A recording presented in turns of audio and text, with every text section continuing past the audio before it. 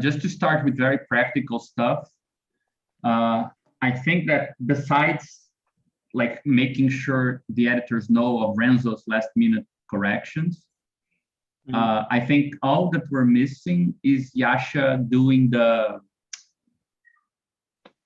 kind of, I mean, I can do it with you if you want. Yeah, I'm starting to work on it now. Yeah, basically it's just like always the same size of the file, right? The frame, and always position the thing on the same place in black with a gray background. Yeah.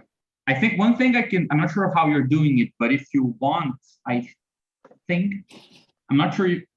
Yeah, with screenshot, you cannot have a PNG file, but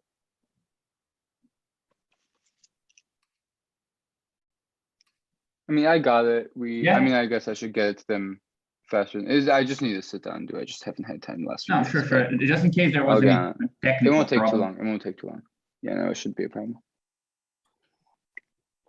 It's just a matter of sitting down for like an hour. No. Okay. Yeah, anyway, I think those are the only two things that are kind of pending, right? In terms of there is this open idea Rafael was talking about of trying to translate this into Portuguese. We could find a publisher, especially if it was already published elsewhere in English, might get someone's attention. So there could be a project for the future of translating this to Portuguese. And since there are many people who speak Portuguese, it's probably not going to be a big task. Everyone can translate just a bit. So there's that. What else? I mean, I think that everyone was agreeing that it seems like we could use this as a kind of stepping stone to reorganize our next kind of sequence, right, of meetings and so on. So I'm not sure what you guys think about that. If you have any ideas.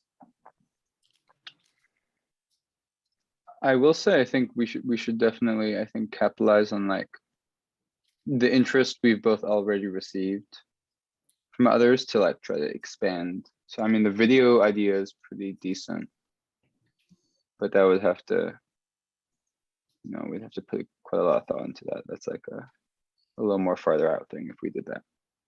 Yeah, I mean, I think that's the sort of, I like that project, but I think it's the sort of thing that doesn't really build on top of anything we're doing right now. Yeah, that's kind true. of that's true. New thing. I do like the idea that, from time to time, we could try to do something a bit more like a wrap up. Yeah, like a wrap up, and somebody writes down like 4 or 5 pages of text, which is already easily a 20-minute movie, And then we try to come up with what goes along with that. We have all the slides and stuff we can use, and then somebody reads it and we added something. I don't think it's that big of a deal, but probably is a better idea to imagine that as a thing we do from time to time than like a big project to invest all our time, because I don't think it necessarily takes advantage of the stuff that is going on right now, right? I mean, personally, it seems to me that there are two things that are already happening that we could do something about them. The first is that, well, we did see that this approach that we took with this text does seem to facilitate bringing different researchers together better than what we were doing before. So probably there's something to continue in that way. I'm not sure how, but that's the first thing.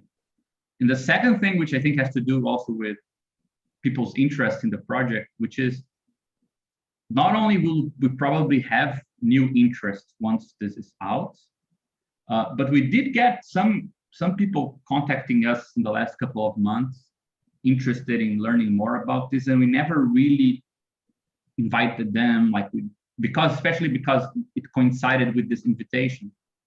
Pretty much left everyone on hold, said like, well, let's arrange a meeting further down the road. But we got emails from the guys from Applied Category Theory.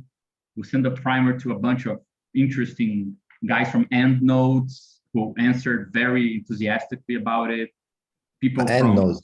yeah, Cool. yeah, this Jasper Burns guy. And he's really in like wanting to meet. So that's also something we could work on, which I think would be slightly different from what we're used to do. Like probably could be one way of starting that thing we said we wanted to do a while back, which was start inviting people to come more officially, right? So I think that's also something that is already kind of happening. We could just kind of take advantage of it. But I do like Dennis's idea of the videos. I just think that that's less of something we would be surfing something that is already happening and taking advantage of it. It would be something we'd have to kickstart from zero, you know? Yeah, have we already talked about it? I just No, joined. really quickly. Yeah, not much. Yeah, I was just thinking, like, watching these videos on YouTube that we could do a really good job of, like, I'm sure whatever we put out would have a lot of interesting and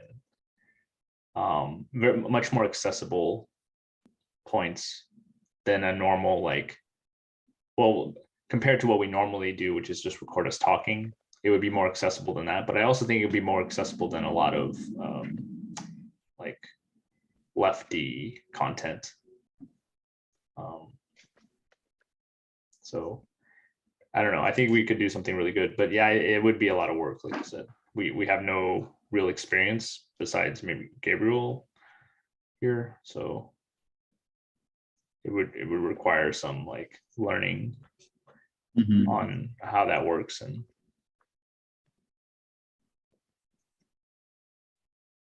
But I think the payoff there would be that we would get a larger crowd of people interested in the project.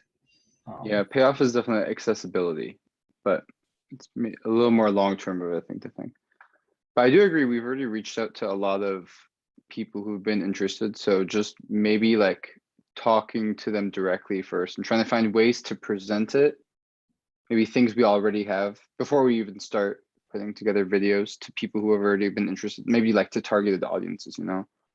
That could be a way to at least start to even like think about, I mean, I guess that the paper, the atlas is already like a step in presenting this to a broader audience, right? It's maybe the next step is right, directly engaging with people more. Maybe also having like a page on the website with like a guide to like if someone wants to start, like maybe a map of like relevant presentation. I don't know if we have that already, but like maybe like a reading list by topic, like and like with some presentations and some readings that could help someone to get involved with the. Yeah, I like I think that. that's all help. I really like that idea. So in general, before even this discussion, I was thinking we should redo the website, right? Or have maybe another page of the website that is updated more regularly. And maybe your idea, Renzo, is a good fit of maybe like a blog format where each one of us can post an entry and then we introduce some aspect and maybe like link the video, the associated video. I don't know the right format if that fits what you were saying, but I was thinking a blog because then we could split the work up and each one of us could write just like a one page or short description of an idea. Yeah, I think I was thinking of something even simpler, just like getting like character and then some like videos and basic resources and then Badiou and then like introductions to the approach, just more or less collecting to like a bibliography of the group. But I think it goes in line, I think, with what you're saying.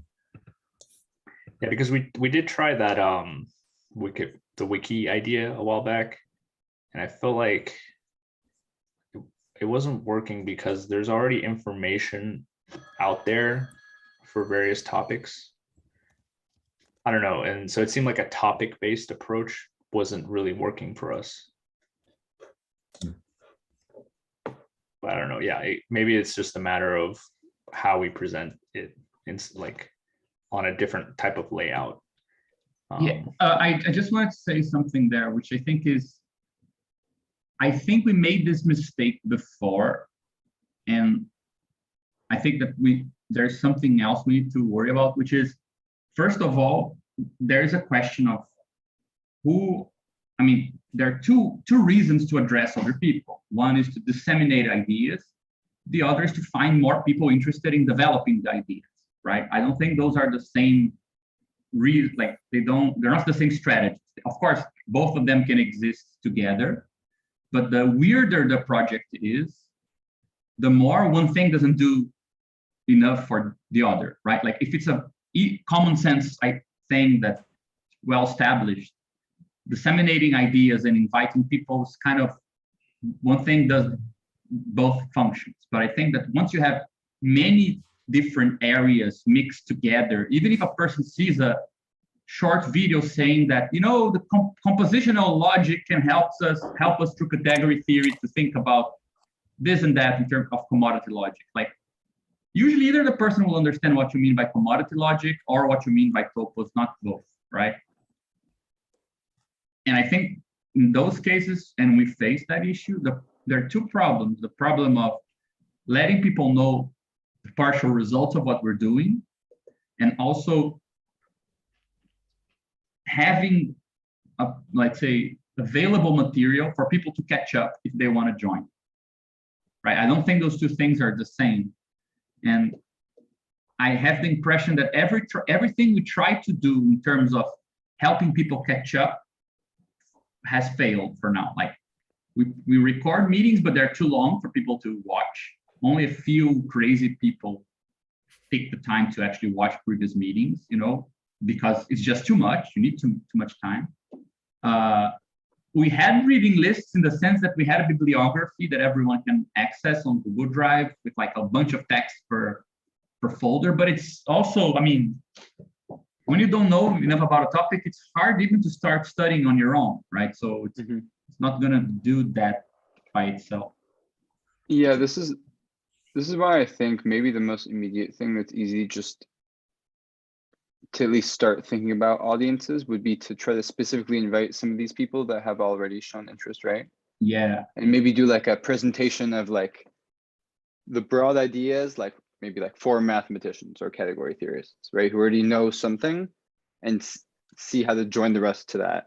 And then like one for maybe some of the more philosophically oriented people to try to get them on some of the more methodological things, you know, and then maybe the mix of those two will help at least orient how to frame things for different audiences. Yeah, the reason why I'm saying this is also that because I think that this second part, like getting people up to speed, probably there's a component there that you can only do it by meeting and talking. You know, as you said, like having people over and talking it over, because nobody's gonna get up to speed with this crazy stuff on their own. Either they will partially know it already, or they will just feel like it's too much. You know, it's too easy to create like the fantasy that it's impossible to kind of learn enough about the other areas that are involved. So I think probably a useful strategy would be to say, okay, the website can only do like dissemination of previous results, not worry so much about helping people catch up, and then find a different strategy for that, you know, like try to create a culture where people are available to meet others in private separately to help with that. We can have videos that have that objective, but probably that aim is not the same as presenting it in a, you know, clear and concise way. So I don't know, like I just think we should keep those two things, like know that those two things don't necessarily match up, you know. I wonder if trying to make people, if this is some sort of false problem, in the sense that catching up is impossible. And I think that, well, I can say this is what has worked with me to catch up, because I think at certain points I tried to catch up, and it ended up making things even harder, because it's like the more you see, the more there is to catch up, and the more people are involved, the more collectively it expands. So I don't think it's a good way of treating the problem. What I see that worked for me was the reverse of the situation, which was try to see what topics that it's on surface, it may seem to have some sort of affinity. And then the interested persons can probably try and present and do something. So instead of catching up, the people inside do the work of connecting. And then in a sense, the person who's outside may see, they may get more stimulated or something like that, to try and not catch up, but to seek out those connections that were already established in this presentation. I don't know how scalable this is for each person to do some presentation, but in a way it also adds a filter that relates to what Gabriel was saying, which is there's a difference between people who want to contribute and we want to expand so the project can expand, or people who just want to be bystanders and who just want to consume. So I think it might be something to consider.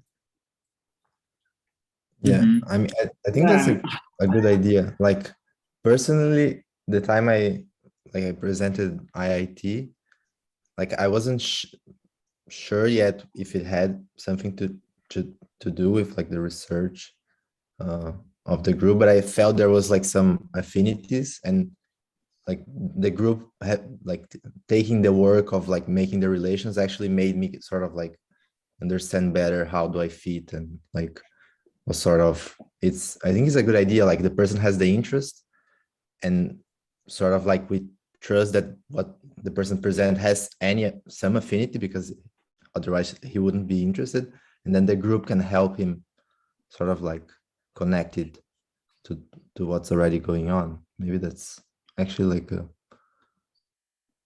think that's a good idea.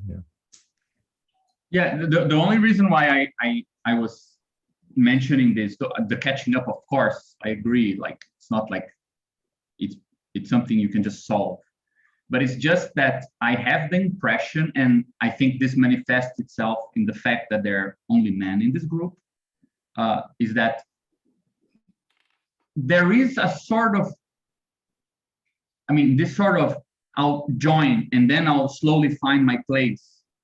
I think it's easier if people are slightly confident in their, like if there is like a positive feedback in that sense. Whereas people, sorry, yeah?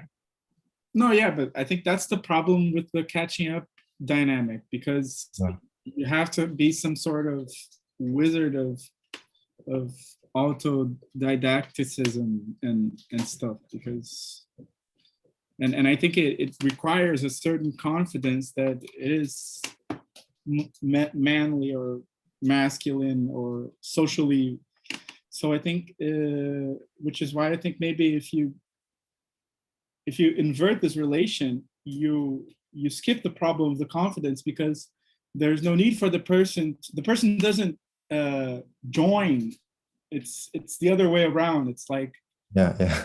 I don't know if that's still. No, but how is that what you're saying, not what we already did? Like, there's space for you to present your research. No, yes, but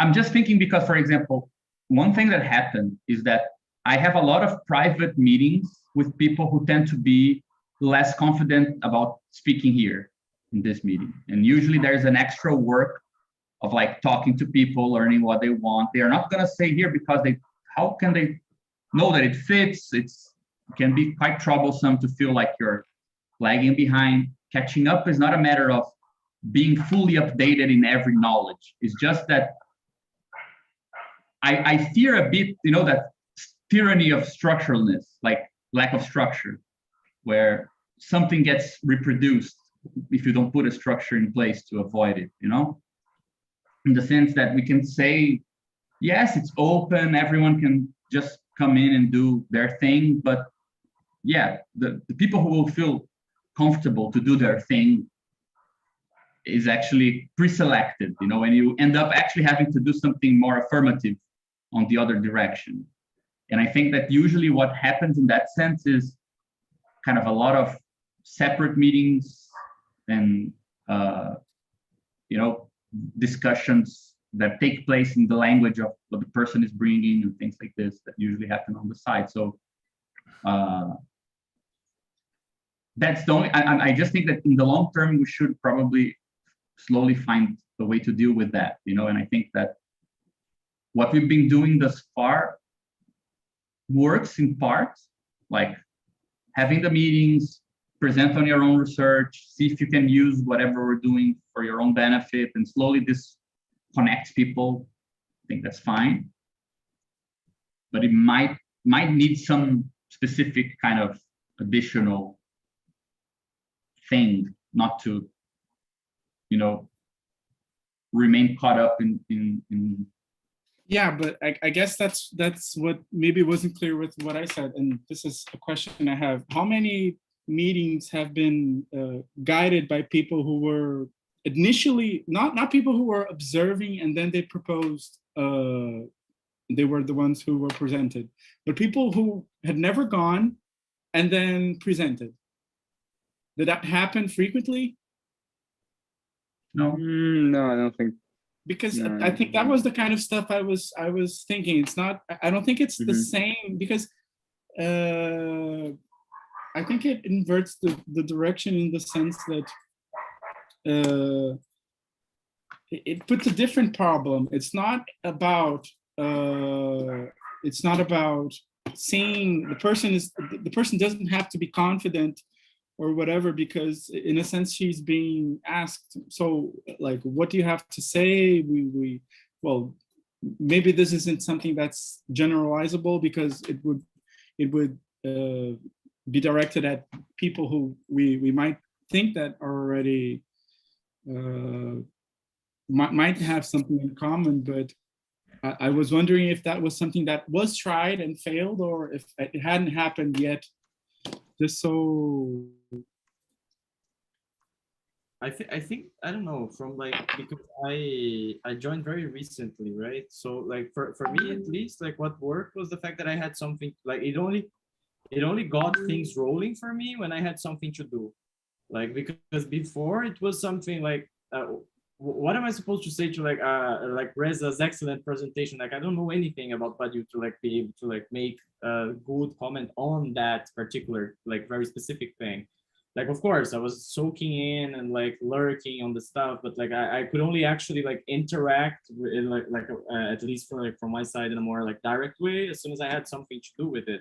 So I really like Rafael's idea in that sense, because it puts like I think it sort of like puts it's a sort of a demanding it's a sort of a demand in a way, so like it can be framed as like a source of anxiety as well, like, okay, like show something of your research. But I think it's good because it's a demand that has a sort of a deadline. Like, as soon as you like you get that over with, I think it's like the anxiety goes away a little bit.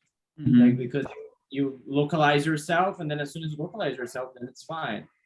Like, you can actually like you have the like, yeah, you're fine after you're able to actually like do something with that. Because before, I think if it's just like, if it's caught on the loop of like having people coming in and like you seeing the stuff, it goes like on that other direction of like, you start very lurkish unless it's something that you really know something about, and then finally, like when there's something to do, you can actually like begin. But I'm not sure if this is something that like would happen to everybody. For instance, like if everybody would have that thing of like, okay, I've been here for a little time, like people are offering something, like that we do something together. Am I going to be a part of it or not? I think these things should be like clearly stated somewhere, not like I think Rafael's idea is good, of like every so often, like at some point, I don't know, once a month or once every 2 months, we have these types of meetings in which like people that have been lurking, like do something, like present their research, whatever, like throw it on the table, and then this could be like a particularly important meeting that people come and they like discuss and like discover something like from someone that is researching a related topic, and then you can actually like form that like that's comrade relationship with like research and stuff. I think it could be a good idea if we could formalize it in a way. Yeah, Yeah, I think as maybe long as there's like a minimum structure to it somehow, or if it's like completely unstructureless, then I think it still like goes by the same dynamics. But yeah, I Maybe think No, some- structure- I Like- think it has to have some structure. One thing I was thinking is because like a schedule, a public and when Renzo was mentioning the website, I thought like a public schedule with like 3 or 4 dates ahead that maybe changed, but at least people can see that there's some things that are planned and there's a certain direction. I don't know. But I think your idea would be something like new members that sort of approaches. We try to encourage them to present like maybe a small thing of their work already. So we could, so for example, there like Christian who just like entered, and I mean even other people who like Rafael and other people who hadn't like presented, but then I got to read their text and then I was like, wow, there's like so much. So they could have already like presented something that would already be super cool. So maybe having some mechanism which like new people are, there's like already a place for them to sort of present what they already have. Then we can maybe even like bulk, like if there are like too many members, like you can book like 4 presentations, small presentations in one meeting, and then have them like a day in which we just like listen to new members. And I think if there's already a space for that, people don't have to sort of like do the effort to feel it's the right moment to present for the first time. If there's already this sort of like mechanism to present stuff that they already have, and then we sort of like connect them into somewhere like. I like that.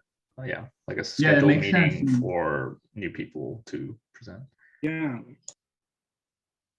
And we could even make this because it's very interesting, because what people will present will also give us an image of what people think we are when they present. So it's going to be very people who don't have much contact with what's happening inside, and then so I think it might be another form of and I think a day for it. And I like very much the idea of 3 or 4 presentations. Kind of school vibes, but I like it. So Yeah, doesn't this also apply to us though as well? Like, shouldn't we also be, because like sometimes we don't know what we're going to present next, right? We don't have something like that's going to take up a whole meeting. Maybe it's like something new that we're just starting to study, or it might become a bigger thing later on, but maybe we want to open it up to everyone. So not only, but maybe priority goes to people who have never presented before.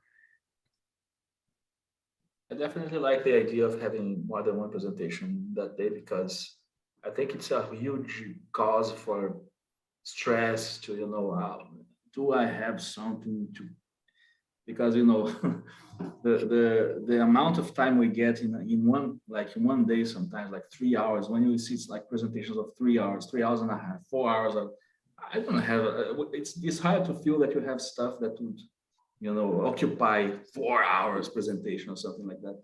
So yeah. I think it would help. It's kind of an open mic, right? You just put a mic and who wants to talk? And you may use 20 minutes or half an hour. That's okay. I think I like the idea.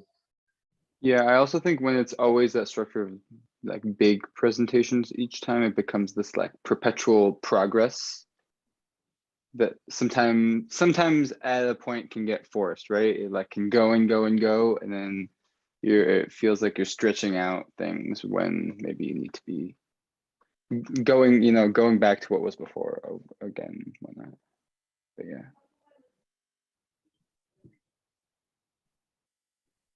about the presentation thing, I think that would be cool actually, especially because of the atlas. I think these things maybe start like naturally popping up of like places in which like texts converge, that it's not necessarily like not only like a reference to the text as such, but also like a convergence in terms of research. So like a particular topic that appears like as something to like take further, like from my perspective, for example, I got this like I like, especially reading the things on the logical value and this type of stuff, I really want to take a closer look to like financial markets and like closed markets and like this relationship between state like modes B and C and this type of stuff. Like it was something that popped up by reading like someone else's text. I think it was Dennis's and Gabriel's, if I'm not mistaken.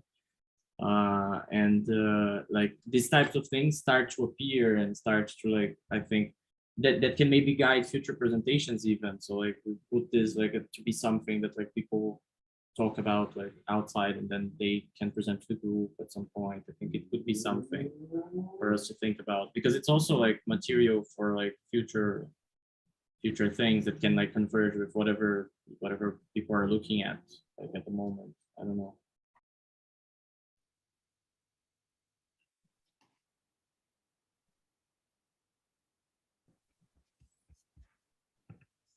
Should we record these ideas just so don't forget them?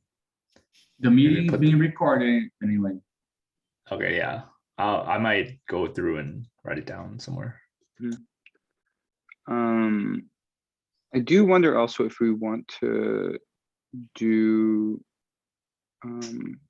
like kind of, I guess, like more, maybe just like more targeted like traditional presentations or whatever, talks with people we invite to come. It might work to work on those collectively as well, right? And a lot of it could be like reusing parts, even almost directly from the Atlas, right? To represent certain things and present them for different audiences. I don't know what you guys think about that, but So this would be like, that could be something when- that's like relatively easy to do in like a short, when we could maybe get people to make it more like an event. Like, I don't know, I would imagine one for like mathematicians, and for maybe philosopher people, you know? Like have scheduled days for like this day we're going to talk about our project. With Yeah, this and just try to invite project in people mind. from the different, you know, the different camps, Uh-huh. or maybe try to coordinate to see when Yeah, people that- are available. But that's what I didn't understand. Do we put different camps together or like different presentations for Well, different camps? I mean, to start with, I would say maybe separately do like, Mhm. like maybe some introduction to this whole crazy thing for someone that maybe already knows, that for like mathematicians specifically, maybe interested in some other things, or the other direction. I think that would be an easy way to start. We could do them relatively collectively and just kind of riff off each other. I don't know. Maybe that's too unstructured. I don't know. I think if we have the atlas, it's less unstructured, and I Yeah. do think there's something to I think this was something I was talking with Gabriel. It might, and he mentioned it might be interesting if present the atlas to ourselves also, because we have the text all in one essay, but it may not be as transparent, and this might be something else that could maybe it's two things that could be done together, but Yeah, honestly, that's a good idea too.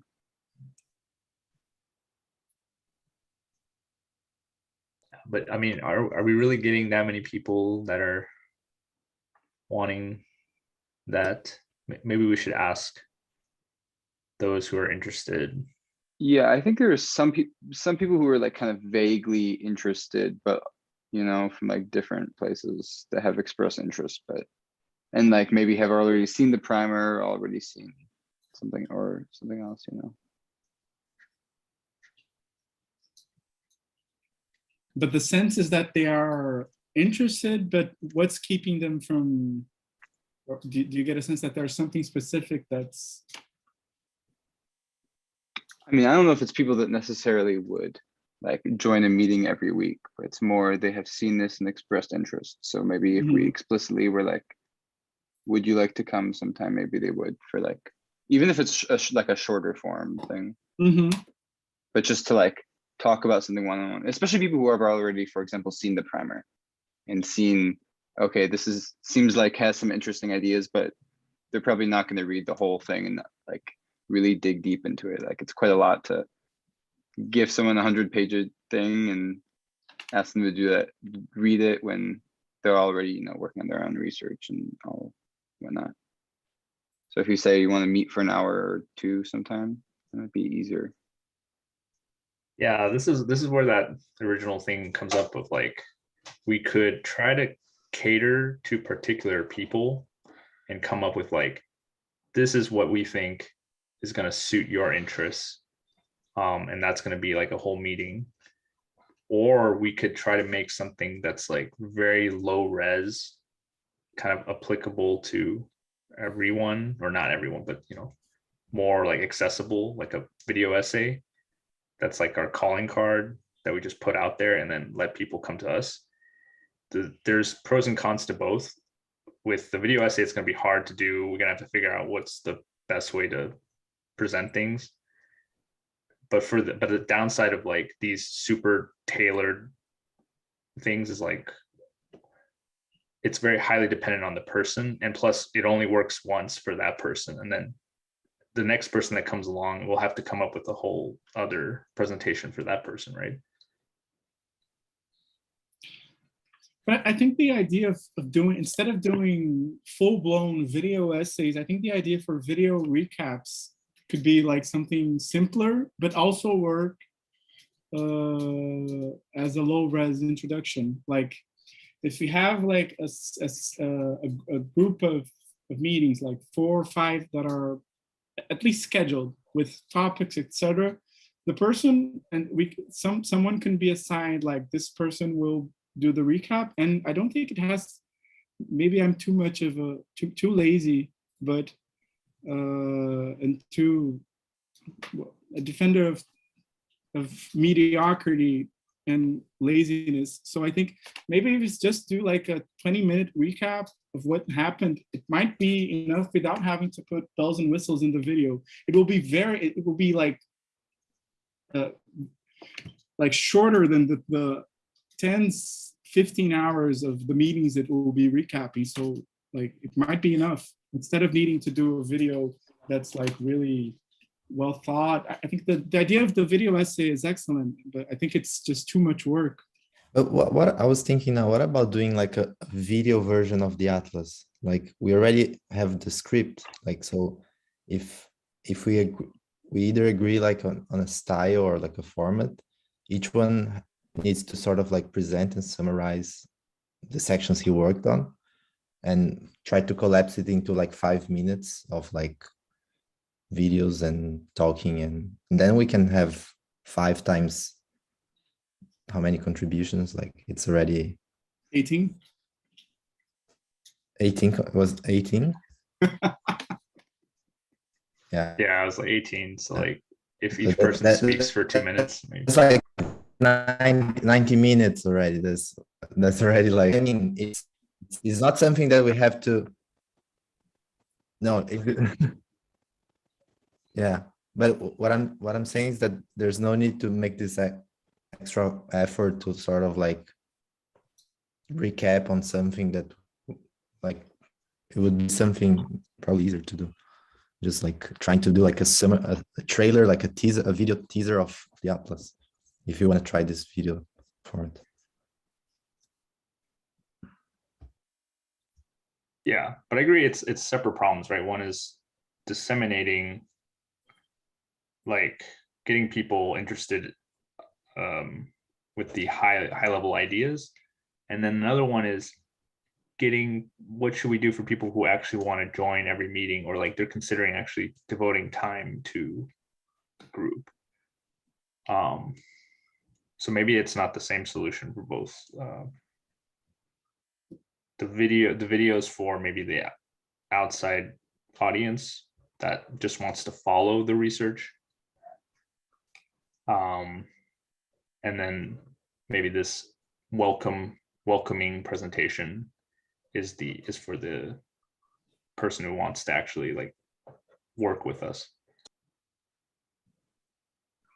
Yeah. I think there are like maybe four types of, like three types of meeting plus. So there are like the common meetings of presenting research or like reading some paper and like the most like common format we normally do. Then this proposal of doing this day of short meetings of people who haven't yet presented to sort of like help them sort of like locate themselves within the project. And then a third one would be inviting people who already have some like affinity, but it's more like people say like the mathematicians or like Nunes and this sort of, in which you have to sort of like invite, and it's something more, it's a bit different from people who is already sort of like inside, but still has to sort of like locate himself. And maybe the fourth thing would be this sort of like broad outreach, in which like these ideas of the videos and so you have like the research, then connecting people who are already into the research, and then talking to people who are outside, but like sort of inviting them to present something. And then this fourth type, which would be this sort of like broad outreach.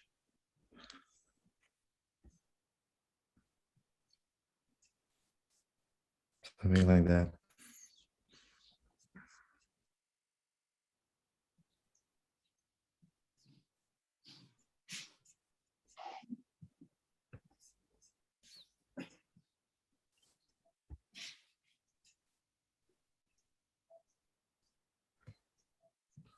I think this is a good summary of what the options are. I don't think they exclude the eventual private talks that might happen if people present and get interested, like people who are like connecting. First-time callers, I don't think it excludes talks with first-time callers, and also the third type of meeting, which Dennis has wrote, was invite people with special interests discussing possible connections. I don't think those types of meetings exclude other forms of aiding people, but maybe it might be possible to think how these private talks could be scheduled so they don't end up because I think there's a risk that they might be overburdening some people in the process, because some person might get responsible for doing more private talks. So if that in a way could be shared, like that could be some sort of not of linking the two types of forms of connecting people, like forms of connecting through the meetings and outside the meetings. Like if there was a sponsor, like every person who comes in, there's a sponsor, like, I don't know if that's a Big Brother type. Yeah, I think that has to do with like the unavoidable thing of even unstructured groups always develop hierarchy, right? Yeah, I don't know how to specifically unwind that though. We're kind of applying our own theory to ourselves about composition, interactivity, and intelligibility. So like we're composed in a certain way. We have certain meeting structures where, like Gabriel pointed out, we're all men. We have particular, like there's some limitations in how we are composed that determine how we're able to interact with the outside world, right? None of us are video essayists or have a YouTube presence, so it's going to be hard to get into that, to have that type of interaction with people. And yeah, so, and then intelligibility wise, we're not really it's always difficult to tell what people are getting from our videos, like where their interests lie, unless they tell us. So we have to make that intelligible. So I know like Christian was here the other time. We should ask him maybe what he's interested in. Maybe that's a good starting point.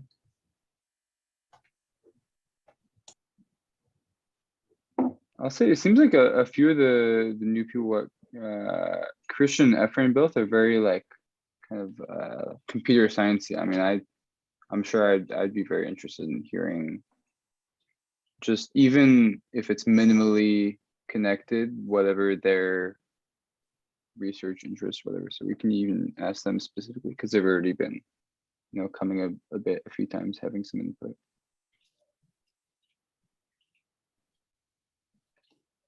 Yeah.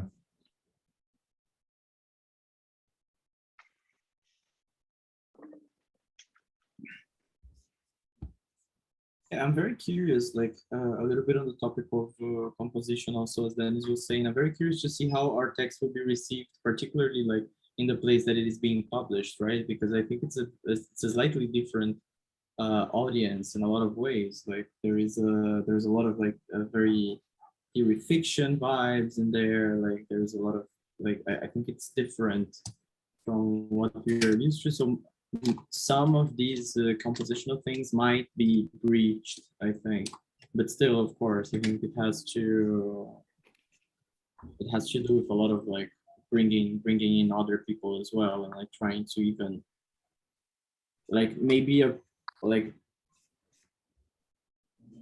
I don't know, maybe frame the way that we get people as something like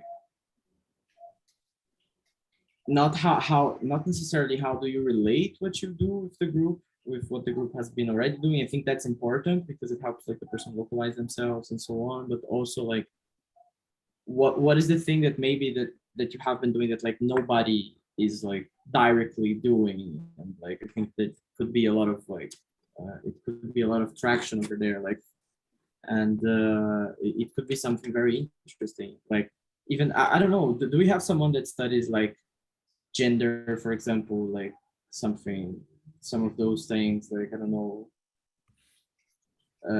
I think there's a lot of room to like actually stuff that we do not cover, that it would be very interesting to like have people from the outside to actually like, and because it interests people, but they don't necessarily like see them. Like I'm talking about a very specific friend of mine about that, because I was like telling him about the meetings and he was like, what the fuck am I gonna do there? Like I study like gender, like there's nothing to do with neither like Badiou nor Karatani nor like any of these people. So I'm like, and I was like, oh no, I think it could be a good thing. Like, yeah, it would be really nice because actually like has a very interesting like insight on like sexual politics and the whole deal, for instance. And like I think it could be like this type of thing also could work as an addition in a lot of ways, and like it could be something that we really try to add things and try to also breach topics that not necessarily like someone is familiar and presents, and maybe like try to sort out something that we don't know about and that is like missing from the group as a whole, and then maybe this becomes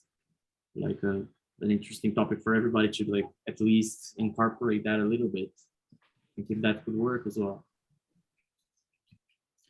Like Yeah, maybe part of the outreach could just be from this potential invitation from the study groups in psychoanalysis and politics. Just, you know, try to give like a presentation maybe in the same way, but in a more kind of generalized, basically, I guess, like maybe summarizing parts of the atlas and whatnot. Yeah, there's Not something that it has to be very different. It could just be like a collective presentation. Yeah, there was something really cool that I think it was the study group for psychoanalysis, like that Karatani reading group that happened, and that they have the videos, and like in the end they did this really nice event with like a lot of perspectives on Karatani. So you had like, I think Median presented something, then Mackenzie Wark presented something else, and like a lot of people, actually I think Daniel presented something if I'm not mistaken, but like there was a lot of people actually like presenting stuff, and I think that format is something that we could do from time to time also. Like it could be something for us to think about, like maybe grab like maybe a specific thing that like we, because this is what I am like what I don't know exactly how to sort out, because there seems to be in a way like this sort of like what the things that interest like on the skeleton of the thing. So like sort of like where does the whole thing that like was built in the atlas and like diagram, like where does that go? Like what else do we have to like further go to develop that in particular? I know there are problems like in mathematics, and you know there are some other stuff that like needs to be like further worked on, but I'm not sure if like how do we relate that sort of like unitary thing, like that general thing, with like the particular stuff, like the particular stuff that people do that might have nothing to do with the architecture of the diagram at all, like directly with like the derivating and like the building of it, but have everything to do with like where it gets from. Like I think this is a sort of a like sort of what I don't know for sure how we can how it can be translated into like an organization of how the meetings work. Yeah, just to say something, I think that like all the ideas for now, I think they go on the side of giving a better structure to a regular functioning, so that, for example, we take better advantage of, you know, possible intersections between interests, that people have a chance to speak earlier and make those connections easier. But I think that, I mean, one of the curious things that we have right now is that we have two inverse models of work. We have the regular model, which is people doing their things, and slowly we find the intersections, is the sheaving mode. And we have the conciliatory mode, which was the atlas. We had one common project. It doesn't matter if you already had an intersection or not. We build that local object such a way that it would glue people's different kind of approaches, right? And I think it's quite interesting to see what happened with the group. A lot of people who were either more absent or not presenting suddenly were very much finding a place. But on the other hand, people who just joined didn't really find a way to contribute. So Efren or Chris more recently. But so it's interesting that this coming up with this concrete one thing we were doing mobilized people that were already in the group, but perhaps it wasn't that easy to move from like, okay, there is some shared ground with these other guys' research, but it doesn't make up for a common kind of frame, right? And then that project seems to kind of unblock that issue a bit. On the other hand, it seems like for people who are just arriving, the mechanisms you guys mentioned actually functions better. Like there is no one common project that it's gonna mobilize people who just arrived and have absolutely no bearing on what's going on. But I think that we could divide our strategies for building the group from now on two fronts, right? There are things that I think this sort of ideas you guys mentioned might not solve. Like, for example, the thing Rafael was talking about, his friend is working on with issues of gender. I think that from the outside, they won't see how putting it into this tapestry of interests, how this would build into, you know, a connection. Whereas perhaps if we have a project and we make the conscious decision of leaving an empty place for these questions, it's easier to bring somebody in, you know, and say, okay, there is room here. So we might have, it might be good to imagine more recurrent sort of project-based activities, you know, because I think that they mobilize a different type of person in a different type of situation. Like people who from the outside don't see where they fit, even like minimally. With the project, it's easier to purposefully construct the place, right? So if we're doing like an atlas based only on case studies, it's much easier for somebody who's just, you know, an activist in a political movement to find a place, because we're gonna hear them talk, perhaps ask specific questions, there's a project where that's going to fit.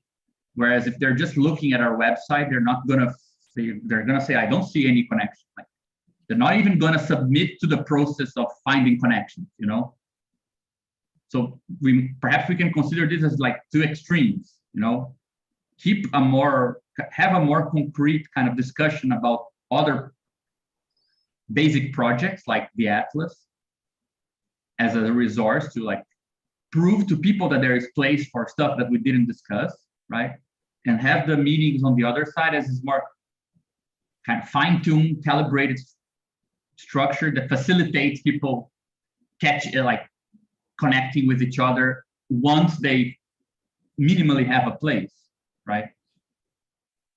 Because I think that what was slightly clear to me is that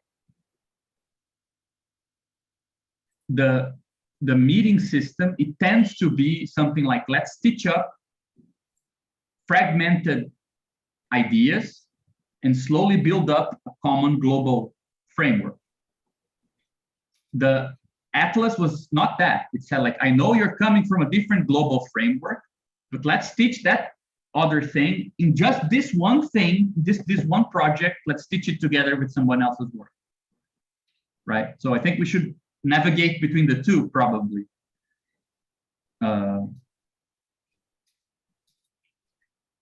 Just to say that I think that we probably should consider like other stuff like the Atlas. I don't think it falls under outreach, you know?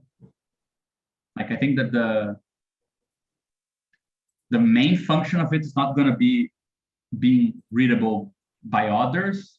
I think the main function is that it's actually a different strategy, just like the meetings, you know? It has an internal function.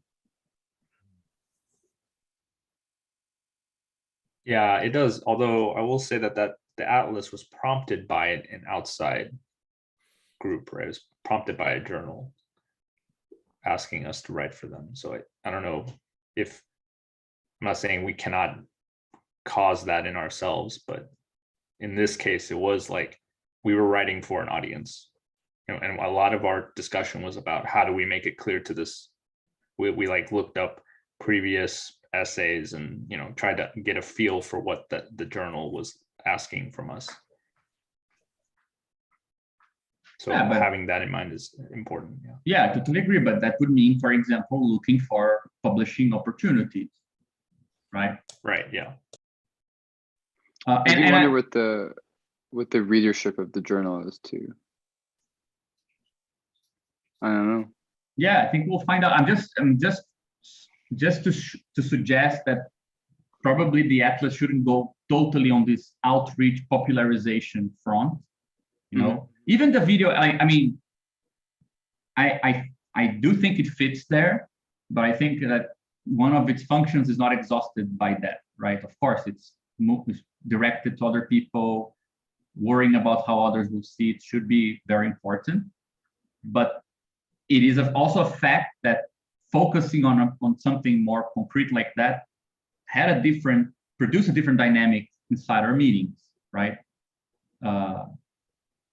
So in my opinion is that this is actually more profound break or an example rather than a one-off thing. We should probably find a way to exploit this a bit better, you know? I wonder if there's a possibility of, because I think doing an Atlas every time we need to stick people, glue new members and such, I think it's like that meme, which is like, men will literally build an Atlas of politics rather than going to therapy. But I was thinking of, if it was possible, maybe we could think smaller objects that are publishable or whatever is the. I agree that it doesn't have just an outreach function, but maybe something that isn't that doesn't have to mobilize the whole group all the time. I think it's very interesting, and I think the object that mobilizes the group is something that should be other forms of it should be experimented. And I also think that different forms, different publics will make new stuff appear. But I was also wondering if trying to think the Atlas not only as, I think thinking of it not only as an outreach tool, but also as a tool that we can modify so we don't have to literally repeat the Atlas, but something that could be more mobile. I don't Yeah, know. but I didn't mean like always the same thing. Yeah, no, I don't Though I think you do were. need therapy, sure. But I think that, for example, the idea for the course that Daniel Tutt offered us to do fits the same thing. I mean, the Atlas wasn't Yeah. even something to mobilize the whole group anyway, right? Supposedly there are more people here than there were in Yeah, that no, thing no. already. I was just saying I don't think there has to be 12 people. No, of course. That was just what I was saying. I think maybe smaller objects can also do that same function, not putting weight on more and more people at the same time. Also, how do you think, like, because we talked about trying resurrecting the Tech Talk project next year, it would be nice to think, like, I'd be down to do that. So, but in which ways, like, I think it could also be used to sort of like a smaller object that can mobilize some people in the group, and then, like, I imagine, like maybe Christian, like once he present something like he has worked on, we'll be able, it would be nice to sort of like talk to him about it, and then maybe some small project can come out, can sort of like develop and tie in some way to this group. So I was just thinking how we could take advantage of this sort of like side projects also. Mhm.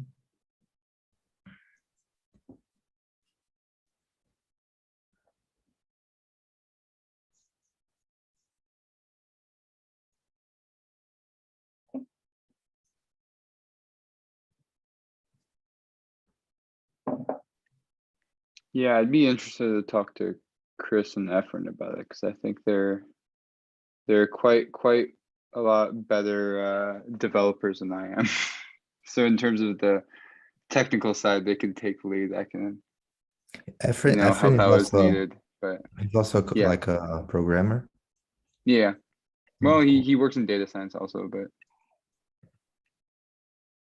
So maybe we can he's a try postdoc in the School of Information at Michigan, I believe. on these ideas of the short meetings. We could try organizing with like Efren and Christian, and then maybe some of us like talking about Tech Talk, one meeting on all this and how trying to tie this, and then maybe another meeting for the other people like who hasn't presented also. That's Sorry, more on what- like the. Wait, What is Tech Talk? Sorry. this is an old idea that hung around and was never really went anywhere, but I think Renzo's still been thinking about it, especially. This is a very catchy name too. So Yeah, it is Yeah. a catchy name. I think it started with on like the circle. Like, I mean, I got the idea from the I think I mean, Gabriel and Dennis will be able to talk about, but they had this idea of doing like this in the side, like a sort of like interactive thing in which you could sort of like see the cells and the subsets all together and have an idea of what is alive and what is going on, like a representation of the organization of the. And so I did a presentation on sort of developing what a platform for this kind of like visualizations of organization could look like. And we try to apply like many of these ideas of composition and perspective onto like a platform that people could actually use, and try to like sort of like at some point also like build all of the three modes, like the ways in which the logic of group formation, some sort of like protocols for decisions, and some sort of like financial structure also was like this big, also ambitious thing that But yeah, it got resurrected once and then it faded out again. Yeah, I think the basic idea was like a maybe like a decentralized, I guess, like organizational structure for putting constraints on groups. Something like that. I don't know. Yeah, exactly. I think it's still pretty amorphous though. It's very amorphous. Yeah, it's somewhere between like I envision it somewhere between like the decentralized autonomous organization, like what you see now in happening in blockchain, but somewhere between that and like something more politically motivated, like the dual power app that the BSA has been working on. Mhm.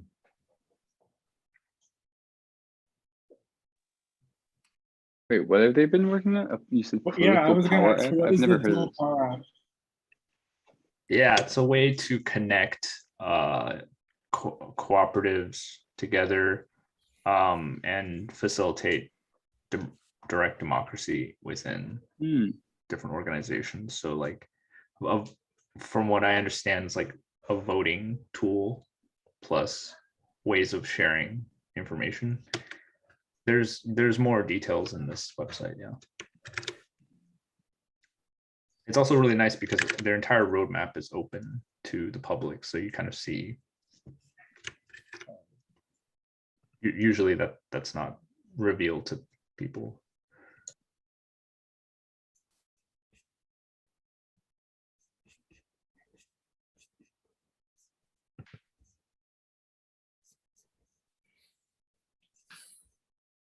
The structure of the roadmap is something that has always like actually interested me, because I think it's an interesting way, like roadmaps in general, like there are interesting ways to build like accountability and also like to become I think sort of to see the pieces in planning stuff, and it could be something that like could even help us in a way, because what I like, at least from what we spoke about, like there's a lot of things that need, I think, first to be discussed with the rest of the people, of course, like to be passed upon them and like this type of stuff, but also that other people could help in terms of like format that those things could take place. So like maybe it should like I think we could get a lot of the things that we are discussing now to actually like try to work with the most people possible at the same time, and like see how we can compile those things for like the next year, sort of like because one of the problems that you guys were talking about was the thing with like the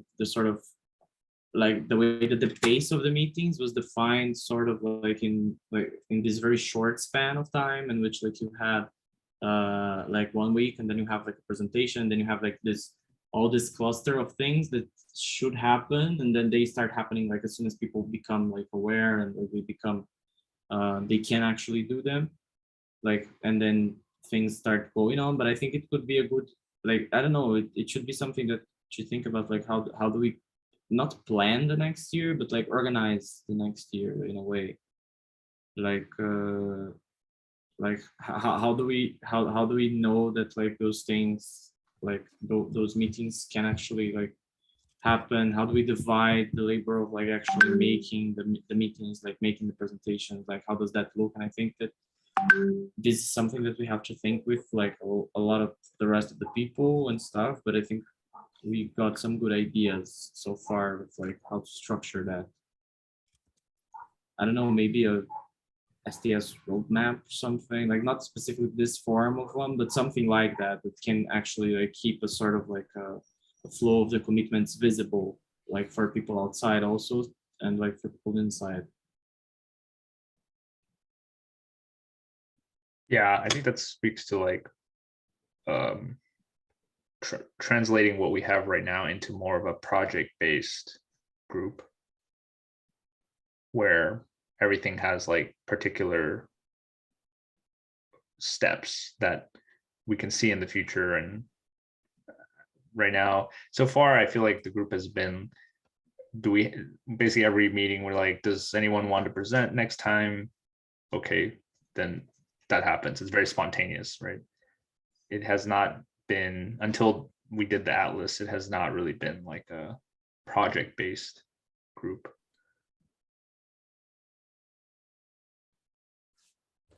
Yeah, I think you don't need to choose between the two, but I don't know. I have the impression, I mean, my suggestion is based on the diagnosis that we're publishing the first, let's say, properly collective text that we wrote, like the one we wrote for Crisis and Critique. We put it together quite extrinsically, most of it, right? Like we said, can you just write a couple of paragraphs about what we, like summarizing meetings, and we added, right? This is the first thing that things are much more interconnected. The amount of connections between the parts is uncomparable, I think, comparable. And so that's the first thing. I think this marks a moment. And the second thing is that it has the possibility of not only the possibility, because we didn't promote that other text at all. I think it was shared once and that was it. I have the impression that this is not the case with this thing. Like there are at least 12 people who I think will be interested in promoting what they were doing, right? So there's a good chance that we're presenting ourselves differently, and also that something different happened. And I think that even if it's not something we should consider like a structural thing, it's probably a good idea to imagine at least the next 6 months, the next year, as something that should take advantage of that situation, you know? Either like, we don't need to know what we're gonna do, but perhaps have the means to answer to possible criticisms and show that we're interested in addressing these things. And there's space, you know, turning that into, yeah, there's space for these other things to be included. Preparing the meetings, as I think you guys did, with a bunch of really good suggestions, for the possibility that there will be more people involved and with different levels of kind of connection with what we've been doing already, right? So I just think it should be probably like less of a structural discussion and more of a strategic one, considering like the next year. You know, like where we want to be at the end of the year. For example, I like the idea of making partial results more accessible, like you suggested with essays, video essays and things like this. But I have the impression that probably imagining like a long-term project that could, like, from time to time take up some meetings, you know, not like this marathon we did in a month, but something that has similar arch, but it's slow, you know,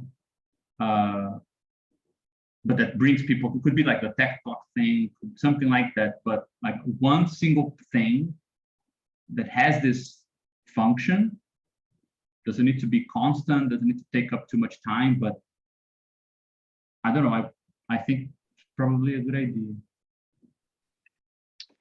Yeah, I agree that I think diversification and going back over things, right? Because I think we've had quite a productive time of like producing new ideas and growing quite a lot quite quickly with the amount of material. So especially clarifying for audiences, going back over and doing this kind of like mixed approach this next year, maybe, rather than like the same throughout every week or whatever. But maybe we need to decide on a specific structure, right, to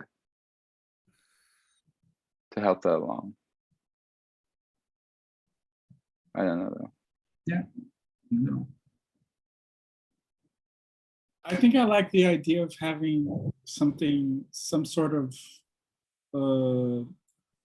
goal in sight that doesn't have to be done like very quickly and everybody losing sleep.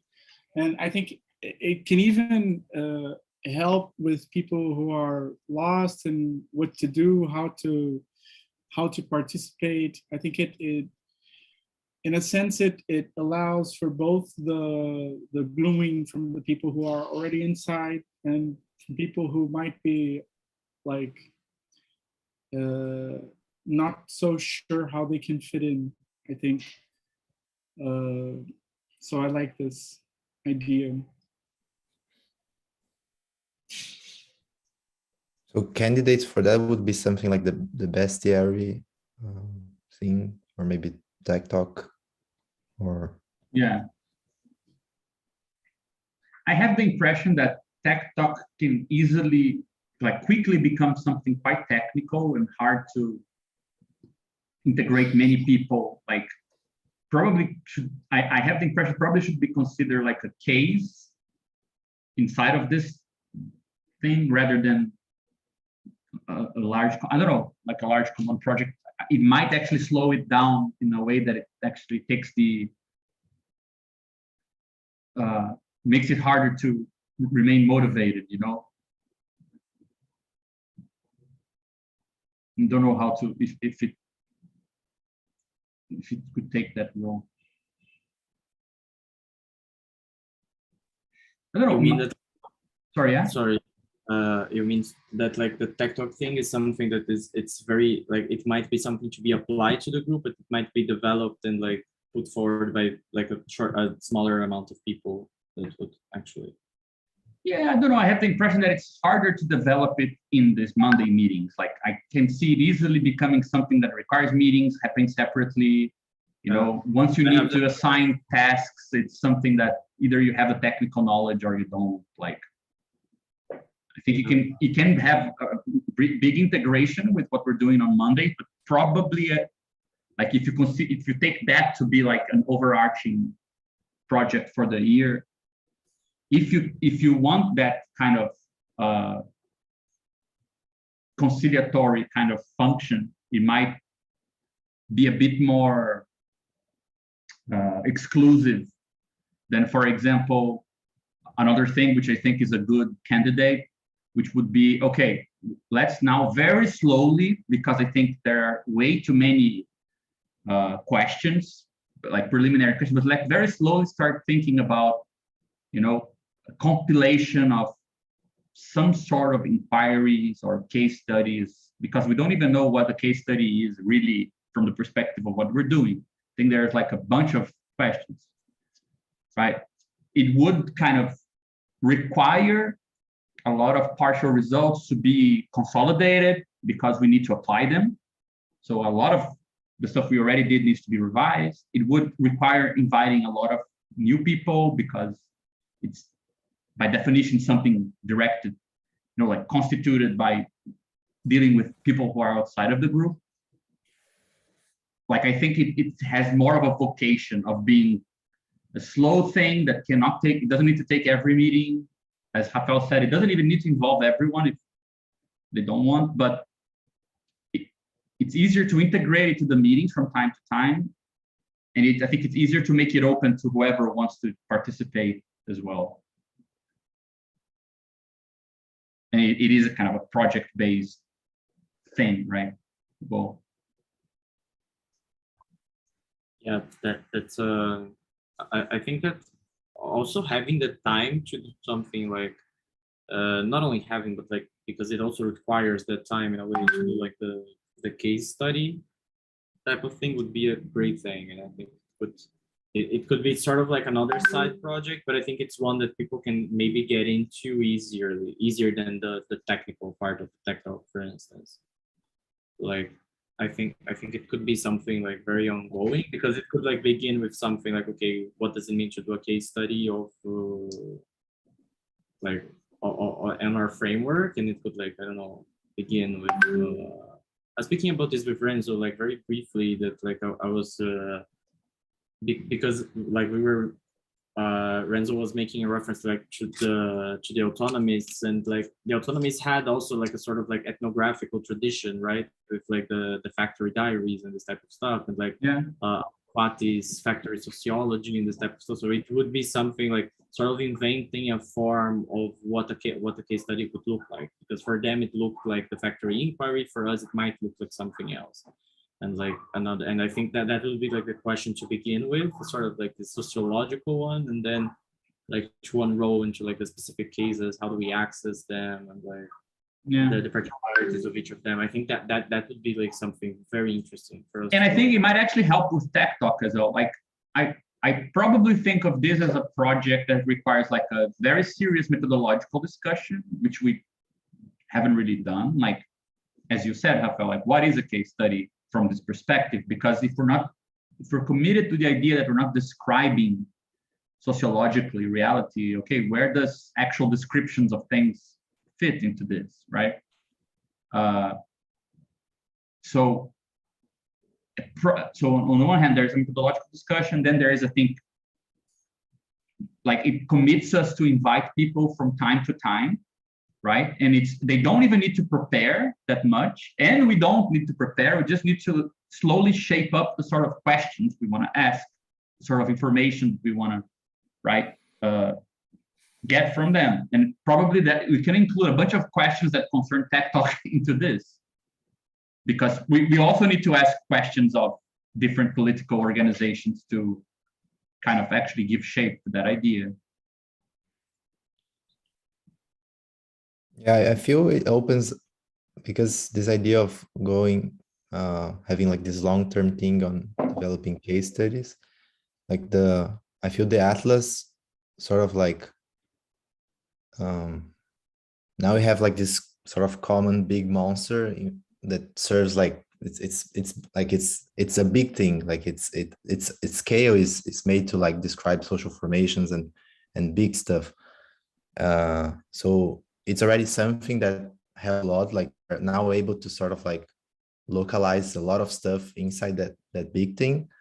But I feel like the case studies is a different like concept, like I totally path agree. we haven't explored yet, which is trying to see how like stuff appear from very situated and concrete sort of like processes, how these categories like the triad of intelligibility and composition, how does it appear like in concrete situations, but also like there's like the Karatani like 3 modes could appear like in more like in a smaller scale in the end, right? So it would also help like both trying to simply like apply the monster into like cases, but also trying to find this methodology of how this in the end, like this small organization, this process, this synthesis can sort of like how does our approach appears from this point of view. Yeah, and I think there's a lot of like conceptual work that we can still do. Yeah, I think so too. And again, I don't think that anything like this would substitute anything that we were talking about anyway, but it might be like a plastic tool we can use, for example, to facilitate some things. For example, it's hard to just by, going with the flow, make clear that some spaces are open for certain interlocutions. Whereas if we're doing case studies and we're purposely inviting people from, feminist autonomous groups, like that issue becomes a non-issue, because we are the ones who naming that there's an empty room for that needs to be filled, right? So if you couple that with the idea of restructuring the meetings, having revisions, the possibility that people come in through case study presentations, and decide to stick around because there is a machinery to accommodate their interests and things like this, like one thing can actually help the other, right?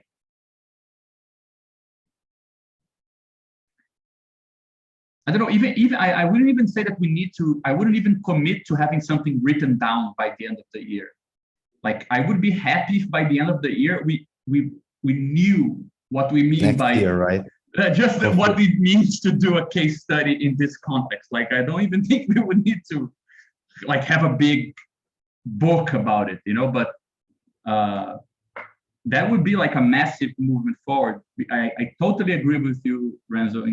For example, if there is one thing that is like a small hole that if you poke it, it opens like a huge universe in the Atlas, is that we describe things from such a, like we only describe the category of these objects. We don't describe almost any object in this logic. So like institutions, companies,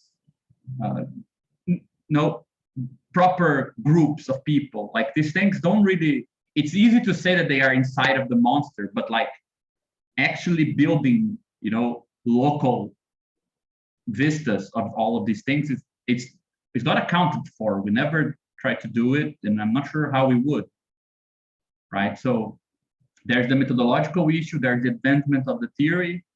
I think it would be something that remains open to others. Like it would be easier to bring others into the meetings. And using the Atlas, I think it's easier because we can show something like, this is what we've been up to. We're moving to this other thing now. You want to come over, you know? And it doesn't, I mean, I think it could fit what Rafael was saying, that it doesn't require everyone to engage. It just means that from time to time, there will be like a meeting that has more of a format of an interview, of like a political presentation, and that people, like from time to time, will also be presenting when they want to present something that is more methodological on this direction, I guess. Yeah, but I think in a sense, I think we can divide what I was saying from what you've said into two different things that I think are still aligned. They can still have some sort of relation, which is, in one sense, I was thinking, well, I don't think we have to do an atlas so we can form some connections and actually bring people into the fold. I think there are ways we can do this, like in the year, which don't necessarily, we don't have necessarily to write a book in the end, which is like, this is the atlas of case studies and we all need to go to therapy and such. I think like we can have some during the year, because of this goal that is set in some sort of higher level, we can have a direction, which is, there's this problem, there are these issues that we need to learn how to deal with. And in a sense, it gives us a certain direction that as you've said, it brings people in with a purpose, with a structure, which might be more worthwhile than people just coming into the meeting and, look, this is what I have to contribute, and then we have to like go around them. I think in this way it's better. Like we have one thing that we want, and then people have something that they can offer, but that we don't know what they want. I think it's better. But I also think that in a sense, people should, like everybody, I think, should participate in this major goal, which is like we decide collectively what it is, but we can also have partial results that don't have to be done through everybody. And I think that's what I had in mind. But I think it's very, because I do agree with you all. I think it's like, well, at least for me, because in a sense, I get the sense that for some people, the frontier between math and social sciences is some sort of holy grail of frontiers. And I think in my case, my frontier might be closer to my holy grail frontier might be closer to the one that relates to the case studies, because I do think, in a sense, and I like the ethnographic mention, because even though anthropology is a social science with all its problems and hang-ups, I think the ethnographic discourse is one hell of an invention, in that they solve a specific problem that they posed, and they solved it collectively and whatever. But I think there's a problem that's not a similar type of problem, because we have different things in mind. We are not imperialists, for starters. But I think in a sense, there's a problem, which is the translation between frameworks and experience or practice. And I think that really is something, because it was something that I was thinking a lot while I was doing the case study that I did, because in a sense, I I think it tried to put the Karatani modes into play, into one very specific and small experience. And in a way, I think the result was very enlightening for this organization that I'm part of. And this was something that really, I was like, fuck, these are all the problems that we have to deal with. So the diagrams, they have this power that really gave me ideas on how to work back what I had to do. So I think this is very good direction to head, I think. And it might interest other people that are outside that have no sense in how they could fit. I think I'm disagreeing with y'all. I'm sorry. I just ramble on too much. But honestly, it was your text that really convinced me that, I mean, I think Renzo's text is really, really good, and I really liked Michael's presentation, but both of those are a bit more distant, like Michael's very much. Renzo is also like organizing this thing, but I think it's like a zoomed out discussion of the courier strike. And the thing you wrote is like, it could be circulating inside the institute. Yeah, I even want to in some moment, but yeah. So I think that there is something to this that really suggests that this could be like have a promising kind of arch if we kind of have it as a side project that everyone's from time to time, because I mean, ultimately my point is this: I think that it's better for the next year, at least as something to test, if we have 2 plates to offer people when they ask what the group is about. One thing is like what we had thus far is like, yeah, there is this overarching framework with all these things. So you go for the global dish, like this big picture description. The other thing would be good to have like a local dish, like, yeah, we're working on case studies for this thing. And if the person likes that, well, if you like the case studies, come for the case study, stays for the massive framework, right? So it would be good to have those 2 answers. That ultimately, that's all that I'm trying to propose. Like, I just wouldn't want us to revert totally to the idea that, okay, this is gonna be something public, the Atlas, so let's prepare the meeting structure to accommodate possibly new people. I think that we should stick to having something that substitutes the Atlas, even if it's in a very long-term kind of goal, just so that we can still offer those 2 answers, like simultaneously. And then we, of course, how we dose the 2 things, like mix them together, how much time we devote to one thing over the other. I think it's something to probably test, right? Our enthusiasm. Like, I have the impression that if we start inviting people we don't know, and the framework that we're developing actually helps us ask better questions and listen to them in a different way, I think this is going to be a huge turn on. Like, people going to be really excited that this real world stuff is really exciting. So it might easily become something that directs more meetings than planned. But either way, I think it would be good to have the 2 extremes to kind of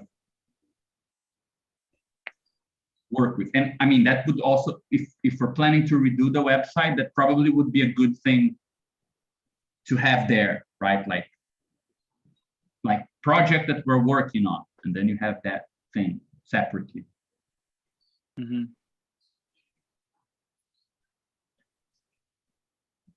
Yeah, I like it's this good. idea. I think it's good to think about both. Mm-hmm. Both, yeah. And I think the website will tie them together in a way. Yeah. But just to say, I really like the idea of doing the video essays anyway. Like, it's something I really wanted to do, something in that direction for a long time. I think that Renzo is right. Like, perhaps as a test, like we could choose a section from like 2 sections perhaps from the, or 1 from the atlas, just to turn it into a short script and see if it works, how we would actually do it, you know.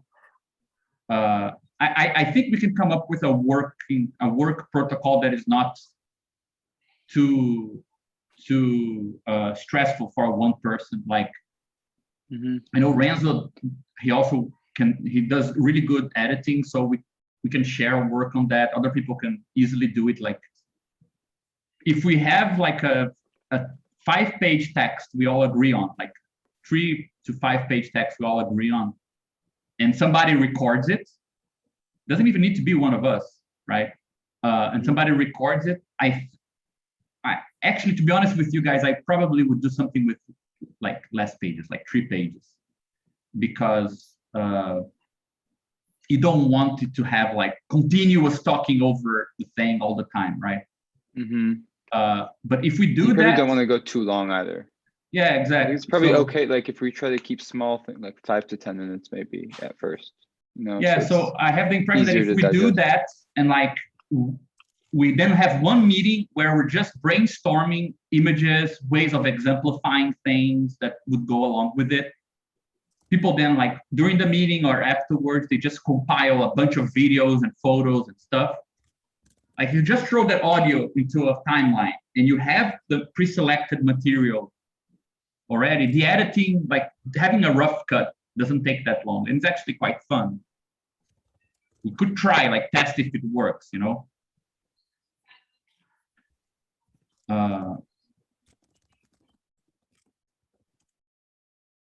Yeah, I think the hardest part is the saying less, right? Like, we're so used to just Yeah. turning a small essay into the atlas. We have to do the reverse operation of like saying the minimal amount. And the visual / technical component. Yeah, can I- probably for get a little example, bit of I was help from my thinking- girlfriend as well, who's also has Ah, some really? video editing. That's really cool. But for example, let's take If Yasha's. she has the time to help me out, teach me some stuff maybe. Yeah, I mean, if we had money, But, I would Yeah, if we can. hire my wife. I wouldn't Mm. ask her to do this voluntarily because she already does too much.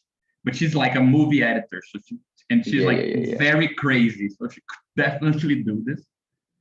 But I mean, for example, Yeah, let's but take we can Yasha's. split it up also, yeah. Yeah, but like imagine that we do it with like the introduction, like just take it in order. Like, I can't even start to imagine what would be like a visual way to It'd be talk very about, difficult. you know, objective phenomenology, seeing, slicing.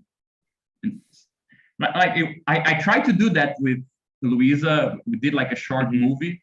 It wasn't easy, man. Like, we did it actually quite Yeah. quick, but How long did you take to find to not find the images, but to know what you wanted? That's what I was going to ask.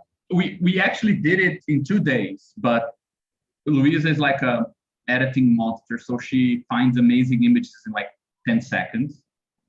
That's hard talent to replicate. No, it's hard to replicate, but she also, one thing that I learned from the video is that I should have written something much shorter, and I should probably have trusted like visual expression more than just the text, you know. But I mean, I don't think that nobody knows the form of those things. Like, usually video essays, like Adam Curtis, they have this problem, which is usually the idea is the inverse. You present enigmatic images, and then the writing alleviates the enigma usually with a conspiracy, right? So you show like Gorbachev, and then you show Nixon, and then the person creates what's the connection? And then you say the connection is that they met, blah, blah, blah, right? It's hard to do the inverse, where you say something like, yeah, category theory on objective phenomenology, and then you actually show something that alleviates the suffering from what you just said. Yeah, it's probably, I mean, in terms of the like video essay idea, it's probably easier to start with something like a case study. Or even like the Karatani nature one, I think would be might work. Yeah, I think that, I mean, I would actually go either with section 1 or 2 if we want to try like an example. You think Because so? yeah, I mean, a Okay. good point of creating a Just intro, video general intro. that they won't understand the method. Like we don't even introduce the. But that you got your problem right there. We don't need to introduce the method. Maybe that's what the images will do. Mm-hmm. If the thing is to not have the text being the thing that explains the images, then well, maybe I think that's the real challenge. Because if you do one on the method, yes, of course, there's how will this be represented? But I think the other thing is maybe a more there are two different challenges, and maybe the idea of doing two videos. The two parts can be chosen with that in mind. One video that has no method, that is explicit, but then the task is, well, I'm not going to be the one that edits because I'm not an editor, so I'm just like. I don't think the You do- editing is the problem there. Like, The problem is choosing the images. yeah, I don't No think one- honestly there. I would take it Yeah, out of question that there is a visual didacticism that explains these ideas. Like, there's no way we're not gonna have to do the bulk of the work by speaking. I mean, Yes, but I don't know. I think, yes, of course. I think the speaking will have to do the work, but I think it's a different challenge when the speaking doesn't have the method that's like being thrown at you. no, Because yeah, there is a method in every text. So in a sense, I think that would, but I don't know. That's just. no, my point was This is- simply, yeah, I was just thinking like an example of the problem. The reason why I didn't think it was a good idea to start with case studies, that usually the reason why you're presenting different logics and things like this, Mm-hmm. I mean, and if we're trying to do this to make it, the ideas more popular, probably we should start with something that makes the basic ideas more popular before anything. But the problem is the same. Like, probably we'll need to have like either like some very rudimentary animation of something, you know, like some arrows will have to star. Yeah, and definitely arrows will be a star. Yeah. exactly. But wait, I didn't understand earlier when you said, so you have Adam Curtis uses like a conspiracy basically to connect images. I'm thinking we could kind of do the same thing, because aren't we basically saying, like, if you look around all these different things that normally don't make sense, and maybe normally we consider them to be kind of, I don't know, the sign of like individual corruption or greed or whatever, that these phenomena can be explained by this other way of seeing things. So like, couldn't we also splice together a bunch of like Gorbachev and Nixon and like a capitalist company, like could show these things that people associate with like doing bad things, and then we can say, oh, we have a way of explaining this. So we can leverage the conspiracy angle, right? I think we can, but like if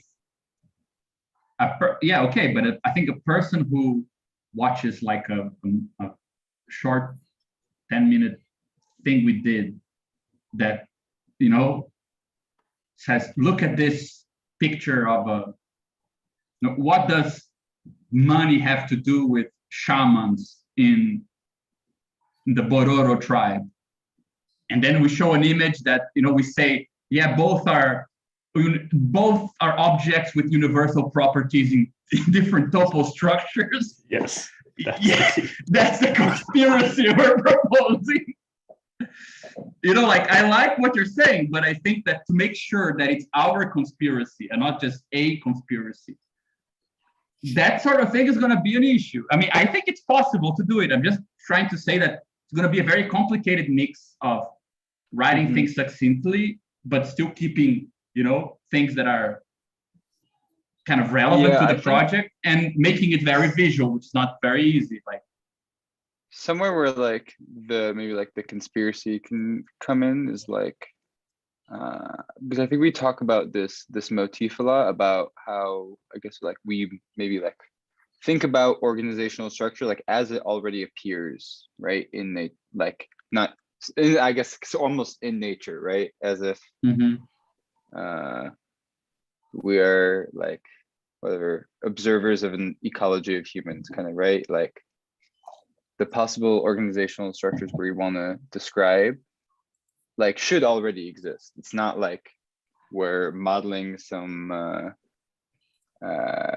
utopian possible thing that has no level of existence yet, right? Yeah, I'm not. Yeah, I So mean, maybe that, yeah, I'm saying maybe that could be a place to start with that in terms of thinking about like images and connections. I don't know though. yeah, I mean, I think all the ideas we should try, but just like if we want to try a first sample just to see if it works, I think Rafael was saying he thinks a better idea would be to start with like a case study that is just the methodology is implicit in the presentation rather than like the topic. I don't even know if it's a case study. I just think that maybe something where the methodology could be implicit, but it doesn't have to be a case study from what I was saying. But I just Or don't at think least something that has a more like directly applicable and interesting, like maybe like I think political seeing consequence or nature. something. I think seeing nature Yeah. would be a good example. I do think the nature one could be a place to start. but I Not that get it has to be like word for word, but Yeah, it might yeah, have yeah. to be a reworking a bit and maybe weaving some things, obviously cutting some things out too. Yeah, I mean, it would have to It's an idea that 3 pages to present, you know. I think kind of, pages.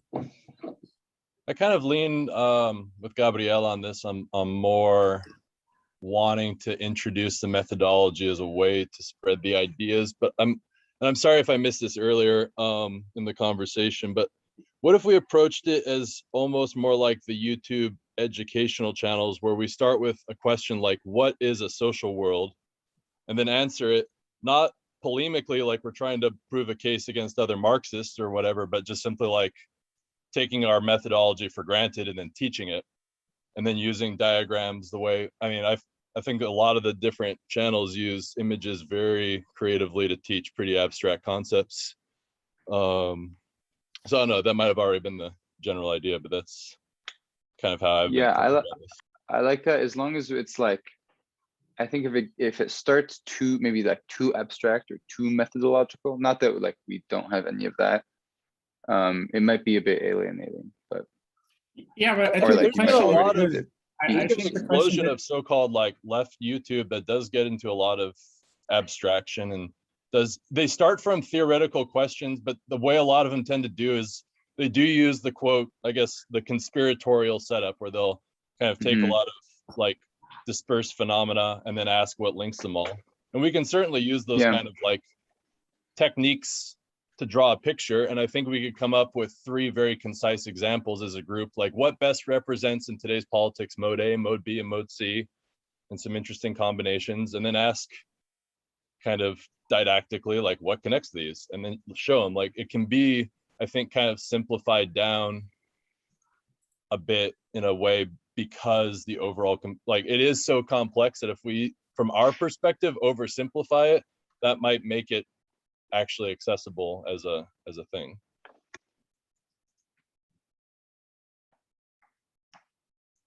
Yeah, I mean, just not to create like this big rabbit hole thing. It's just I think for now, if we just have like a sample, it's probably not. There's a big chance that it's gonna become a product we don't want to upload to YouTube. Like we're just gonna try it out. Like in that scenario, we probably should use as the basis something we already wrote and not really write something new.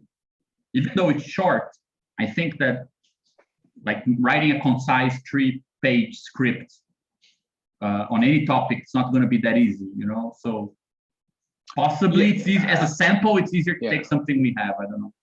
But I mean, take something we have, but I mean, pare it down. But no, it needs to make be it more for, it's not that you would take the I thing. tend to disagree on that. I mean, I haven't done a lot of audio visual stuff, but from like the writing style tends to be so different, and it tends to be pretty clunky in the Yeah, no, that's really true. Yeah. Yeah. So like, I mean, I agree, and like, I'm honest, like, I'm not ready to stand up and be like, I'll write 3 pages. So I don't want to put that on anyone else either. But just like from my experience, they don't translate well, and we want to write this like it's already abstract, so we want our style to be accessible, I think. It is definitely requires, I think, writing a little bit more non-linearly, because like you like want to tie things in from the beginning that like you're gonna talk about at the end, I think more so than when you write an essay. At least I get the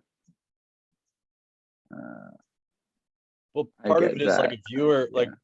readers get to choose their like temporality when they read, if you read slow or Yeah. fast or whatever. But like when you speak, you're setting the temporality for the viewer, and that I think has to be built into the writing from the beginning. Otherwise, it can be, Yes. you know. I think maybe that's because I think I like something that John said, that at least it reminded me of like every dialogue from Plato, which is like, what is virtue X? And then the end, it's all math. All the answers are like, oh, this is math. So, Yes. and I think in a way, like, what are social worlds? And then like, okay, it's all these things that we were talking on the number one, on the first chapter. And then what I was thinking is like, instead of like trying to deal with how are we going to make the language accessible, I think maybe the question is how to frame a problem that might get people connected to what's going to be explained, in a sense that in the end they can arrive at the end point without them needing to feel like, oh my God, this is hard. I learned it. I think it's there's this, if you can put the proper question, which can link what someone who doesn't know what the theory is, but so it can guide them. I think that's like the main thing that needs to be in the script. How to frame one chapter so it can be presented. And well, in that sense, I think the first chapter could be a good one if we could, because I think my fear is like, okay, what are we gonna do? We're gonna just like put it up and like, of course we would reduce it, but how would it start? It can't start like, there are these objects or whatever. I think there has to be some sort of proper framing that we can't have what we do in the atlas, because in the atlas there's space for you to develop the question and get a sense of it, and people can see the content page and whatever. Yeah, I think that what you're saying is that probably this is not something you can just like select a sample and do and try it out. Like probably somebody will need to think about this quite hard, come up with invent a way of introducing in a narrative problems, and then like it's actually a separate thing. We can't just extract, like take a shortcut from the things we already did, right? Yeah, it does like, interest me a lot. I think that it's definitely a doable project, probably as a slow thing. But yeah, from what you're saying, I think that it makes sense to like, as John said as well, like these scripts are not gonna be extracted from anywhere. Like they need to be built as scripts in different kind of approach. And but I do think they're doable. We just have to see what is our timeline, and I think when we frame the problem, the script will be done. I think there's a proper order of doing this that might help. Do we have a specific idea of who the videos would be for? Like, are they for activists we want to teach these theories to? Are they to theorists that we want to get more political? Or is it for anyone? Or like, I'm kind of curious, and if that came up earlier, or if we're still trying to figure that out. Or I think that's an excellent question, and it should be directed not only at the videos but at everything we're saying, because I don't think we specified that much. Who's the outreach to? Yeah, I would say probably not just to like whatever the like theoreticians or the academy or whatever, like that's essentially the paper, right? We've already done. But I would assume more broad, but Yeah, what do you think? I think the case study orientation goes in the direction that it's activist. So I think that can be a temporary public, but I think it's a large one enough and Yeah. one that also admits many languages. Yeah, I tend to. I really don't think we should.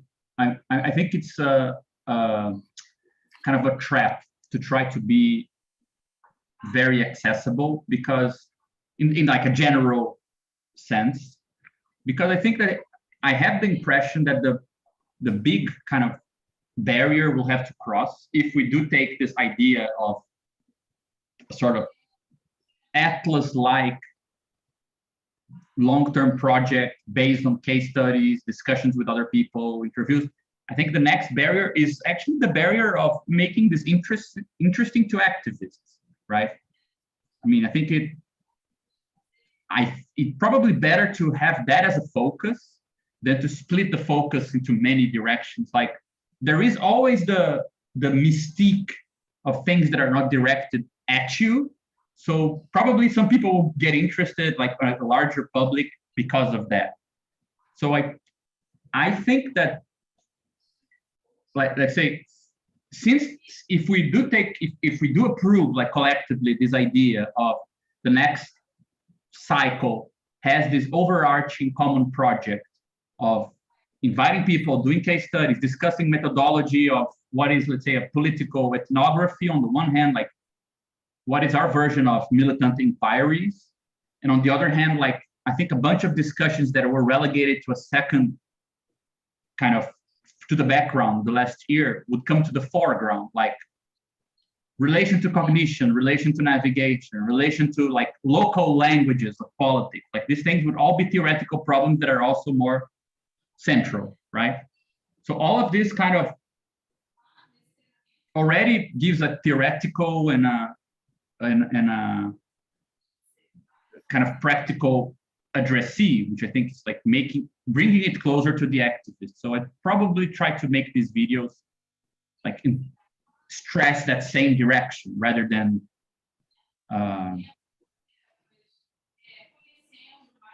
like worry about being as like totally understandable.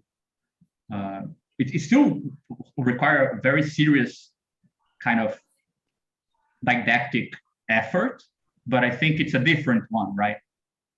So would it be fair to say that like a lot of maybe one of our big challenges right now is motivating other folks to go through the kind of work to understand enough of the parts to then apply this, like not necessarily learn category theory or linear logic or whatever, but to understand enough of the abstraction to then put it to work in their work? Yeah, I think that I would phrase it in that way. I think that like the way that we describe this sort of double, like these two options, right? We can, if somebody asks what we're doing, we can say, look, there is this common theoretical thing. You can get interest into different aspects of it. We're trying to stitch everyone's interest together. That's like one way, which requires you being interested theoretically. But there's this other side, which is like a local concrete project. You don't need to be interested in the framework, but it's probably going to be easier to participate if you do, right? So there is a kind of communication between these two sides. Mm-hmm. I think that what we're talking about right now is a sort of added thing to that, right? It's a sort of really good test, which is the more we talk to people, the more we kind of manage to chew these complicated concepts, the easier it should be to give like a distillate of this, like a sedimented, concentrated version of it that is useful, right? In this video form. Probably is not, I think that in that sense, it's easier to differentiate it from the Adam Curtis kind of thing. Mm-hmm. right? In the sense, the thing that I don't like about Adam Curtis is just that, like, the way that I would distinguish what we're doing from this sort of overarching explanation is that I find him very ideological in the sense that he localizes where you are inside of this huge mass in such a way that usually the best thing is not to do anything, right? Is to despair of how deep the conspiracy goes, kind of thing. Whereas I have the impression that it would be good for people to feel like, have you seen John Berger's Ways of Seeing, this documentary about learning how to look at art? And it's like, you have it on YouTube, and he's just trying to teach you how to look at paintings, pretty much. And like showing you that it's not really like an intuitive thing, but it's also absolutely kind of democratic. He is against the sort of elitism of artistic theory, but he also says, look, you need to pay attention. This is not just, seeing is not the same as looking. I think that that's a good model, kind of.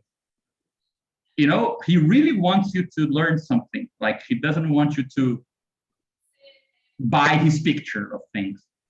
I like that. I think that's a good image. And John Berger, we don't have, nobody would look so cool and like 70s like him, but I think that's a really good framework, and that clarifies a lot. I'm wondering, so if we were to approach like answering a question or something, would it make sense to jump right into the logics and modes, or do we want to talk about composition, intelligibility, and interactivity, or do we bring them in at the same time? Because those seem to me like the two.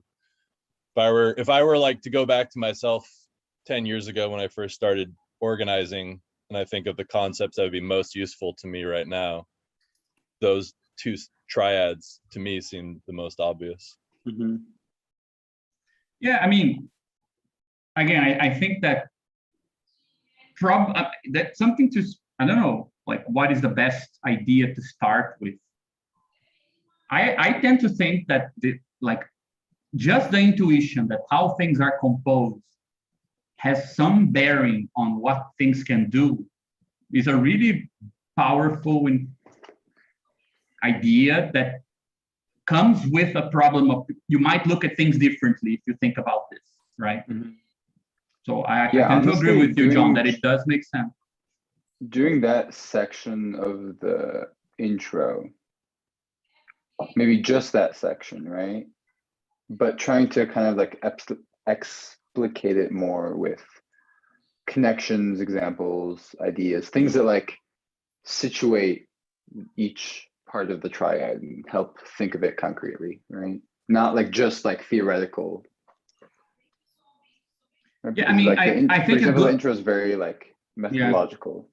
I think Dennis did a really good job in his presentation when he did that separate lecture thing, where he used a lot of like nice images. He made a lot of analogies with like biological things and social things. Like, I think it's a good kind of, we can combine them. Yeah, like it's a good kind of two parts. But again, I think that this is probably like, there's a good workflow for if we do want to try something like that soon, which I think is, somebody needs to try their hand at a three-page long presentation. Doesn't matter where they take the material from. As John was saying, probably it needs, as Rafa was saying, like probably needs to be something thought as from the ground up, right? It's not going to be just a collage of things that are already written. Then we can have a meeting, kind of trying to think of examples together, kind of doing a quick brainstorm and searching for material. With those two things, it doesn't take that much to have the video then, like usually for video essays, which are based on archive material, the big task is the archive selection. Like, that's really complicated, like good scripts and archive research. If you have those two things, it's easier. Like editing it's actually quite fun, and it's not really the worst part. That's what I was thinking about using, just to make it easier on ourselves, maybe to use like film or TV as the thing we're like I don't know, the motto or the motif of what we're talking about, right? Because like if we're talking about specific, I mean, it's also possible we can talk about specific social movements and maybe find clips of related to those things. But like film is already in the format of something you can glue together in a video essay. So it's so easy to do those, like not easy, but they're so popular, right? The one thing also, archive research, I think could be done relatively like communally. It's not something like exactly. writing a script is more Somebody needs to difficult do the have first everyone. draft. It's like, yeah, someone generally does a first draft and people can edit over it, whatnot. But especially if that takes a long time, like we could have, once something is set, once we have some ideas, then find connections and have whatever, some more people go through it and pick things out. And test out how it works. That might work as a system. Yeah, I wouldn't like commit to only using movie clips, because I mean, yeah, only if you consider like I think we should just use archival stuff, like generally speaking. Like if you just look at YouTube videos, you'll find like a lot of cool biology documentaries and historical things. I mean, why not use those things as well? I think. Yeah, that's true, actually. So yeah, I mean, a lot of good examples there. Yeah, there's a lot of good stuff. I do think that we'll need to like meet up once we have a draft of the script and have like a brainstorming session on good examples and things like this. You know, there's no way around it. I think it should be like example based or as visual as possible and things like this. So probably that's where everyone can pitch in a lot. But I don't know, like, I'm not sure if anyone will volunteer to try like doing a sample draft, something like this. But what exactly is that? Trying. Can we put into a question right now? What exactly we were to put into a question? I feel an itch to want to do it. I'm still not quite clear on where, and I'd like to help out. Yeah, I mean, I have the impression that if this is just a sample, we're just gonna see if it works. I think whatever people wanna try their hand at, we can do it. Of course, I think that we had good ideas of approaches. Try to start with a problem or a question, things like this. I think that's good, but the actual content, I think we shouldn't really like determine it beforehand right now, because we don't know who wants to do it and what's the shortest path for somebody to try that right now. I was thinking, I was just going over the atlas. I wouldn't mind trying to draft something from the communist standpoint one.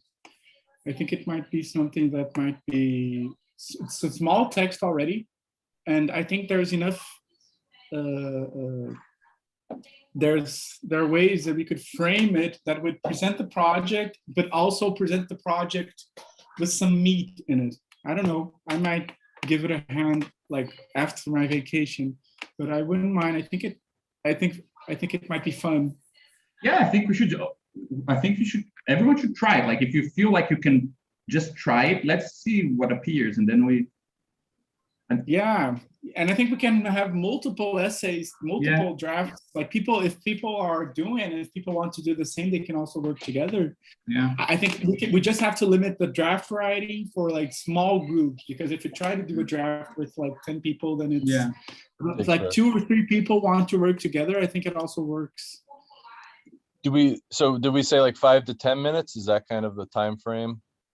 Yeah, I think we should probably just think in terms of like pages. I think it shouldn't be longer than 3 or 4 pages. 3 or 4 pages. Even if the videos end up being, even if the videos are longer than that, Like, Mhm. for example, you want to have a clip of a speech.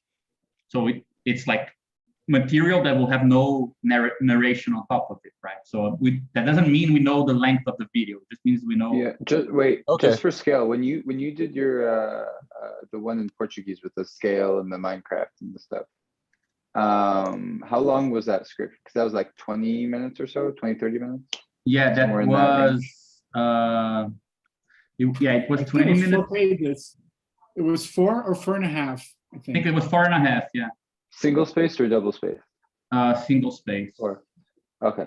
Good to know. Um, So we can, yeah, if we do like half of that or so. Yeah, I like think 2.5. 2.5. We'll see. So I've never written anything like that, so I might try, but I can't commit it's gonna be good. So I'll commit once I try something first, if it works. yeah, I no, think I've got an idea it was about- much longer, guys. It was like 8 pages, 7 to 8 pages. Oh, Okay. okay. Oh, it's So we can 7 probably pages. 3 or 4. Okay. Okay, because I'd like Wow. to try something that does answer the what is a social world, but I've got a question because a lot of how I've thought about it is like how a social world breaks up, and in particular, my experiences here in the States. And so I'm wondering when we're answering these questions, when we're talking about localization, like, do we want to be giving examples from around the world, or should I focus on the examples that I mostly think about? I think you should just do as you want, man. Like, I don't think we're in condition right now to come up with like a overarching plan for style and things like this. Okay.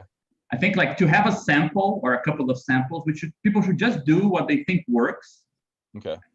That's the shortest path to having a simple text, simple script. And then we can fine tune it as we go along, but just so we don't, Cool. Yeah. No, that makes sense. That makes sense. yeah, we Okay. might even find With out that what works is very, very kind of surprising. It's not what we imagined, like that's not. Yeah, with the social world idea, John, you're thinking about, you could frame it as a argument against that famous Thatcher quote in terms of slicing up worlds, something like that. I don't know.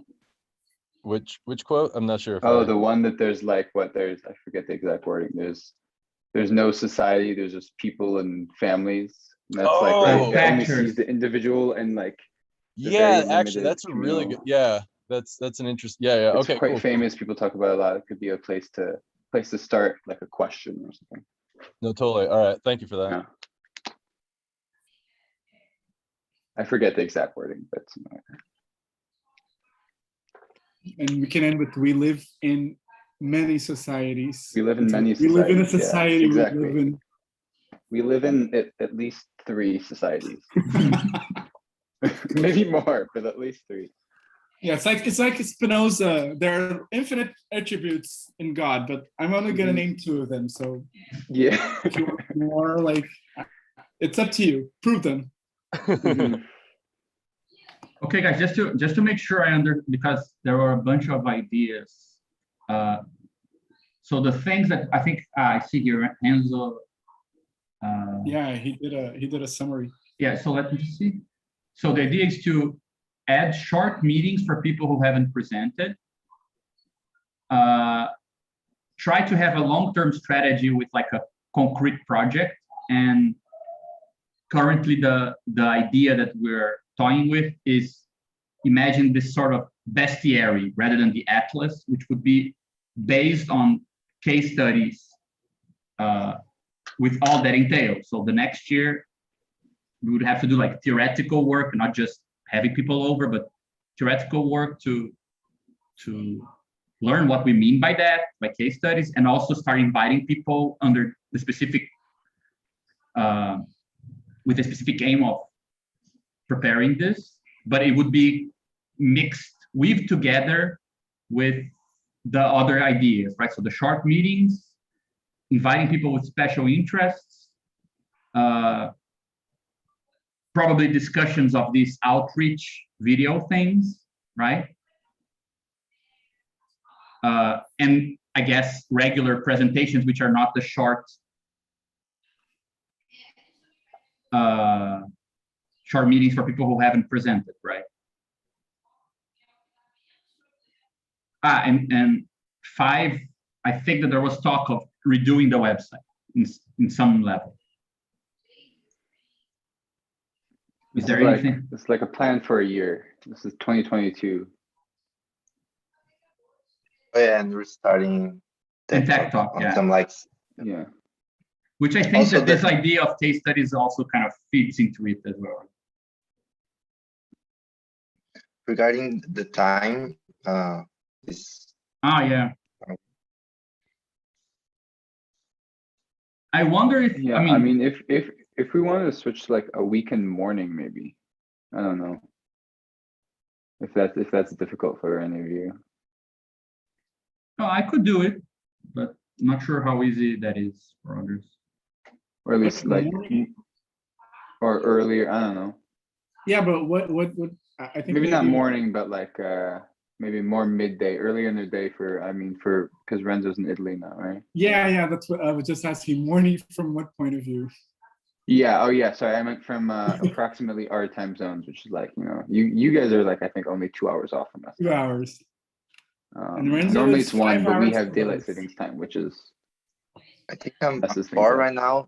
Yeah, I think 4, sorry. There might be periods in the year that we're 5 apart, I think. yeah, it's quite weird. The countries don't agree with time zone.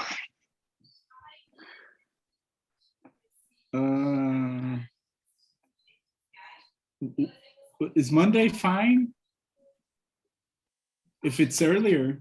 Yeah, I or- could do, Monday is a good day for me to meet earlier if you guys prefer, but I'm not sure if that's, Monday earlier might just be difficult if/when I get a job. it will happen. We'll see. One day.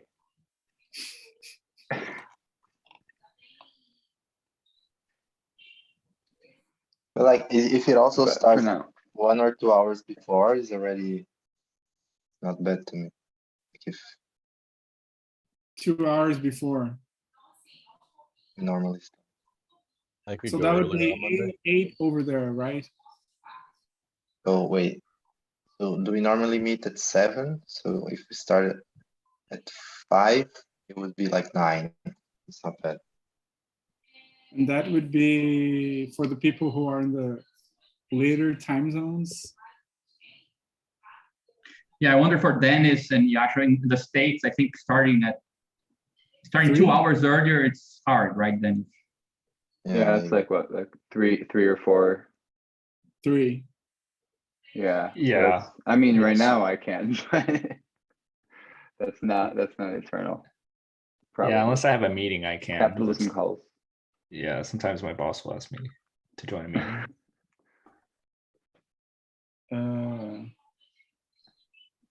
Yeah, but Could we can be quite flexible. If we want to do a weekend, I mean, it doesn't have to be in the morning on our time, but that would be more flexible. I'm usually, chilling on Sundays. If I do anything crazy, that's on Saturday, at least for me. I know Caron has I think Caron and Rafael have already commitments on the weekend, right? Ah, okay. I generally On the work on the weekend, no, weekends too. not really. That stuff will start like next week. That's Okay. Yeah, but on Sundays I will have a course during January to give, so this will be a problem. Monday is not good to start early because I now teach from 2 to 5 on Mondays here, 2 p.m. to 5 p.m. 5 p.m. I could do it, but yeah, I'll be tired from just ending a class, but it's okay. I can manage that. Earlier than that, it would have to be way earlier, like before 2 o'clock. So I don't think this is feasible for other people in the US. So. Yeah. I mean, even 6 is not too bad because then it's 10 and we're trying to stick to 2 hours, then ends at midnight. It's not. For me, 6 is way better. I don't really like meeting like at 7 or 8. I'm really almost always tired already from a busy day. So maybe 6 is not too bad. That's still Not too as early bad- for you, yeah, Dennis. Oh, I can do that.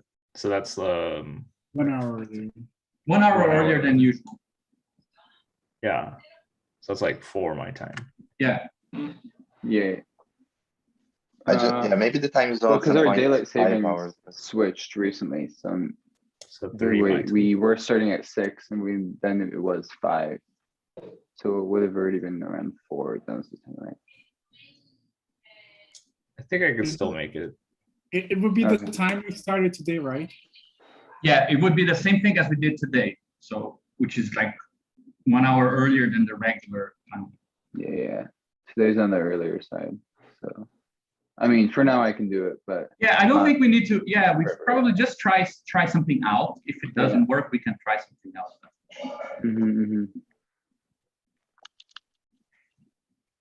My The most second free best- day is Tuesday though. Tuesday is pretty free. So if anybody wants to change days, Tuesday is very good for me.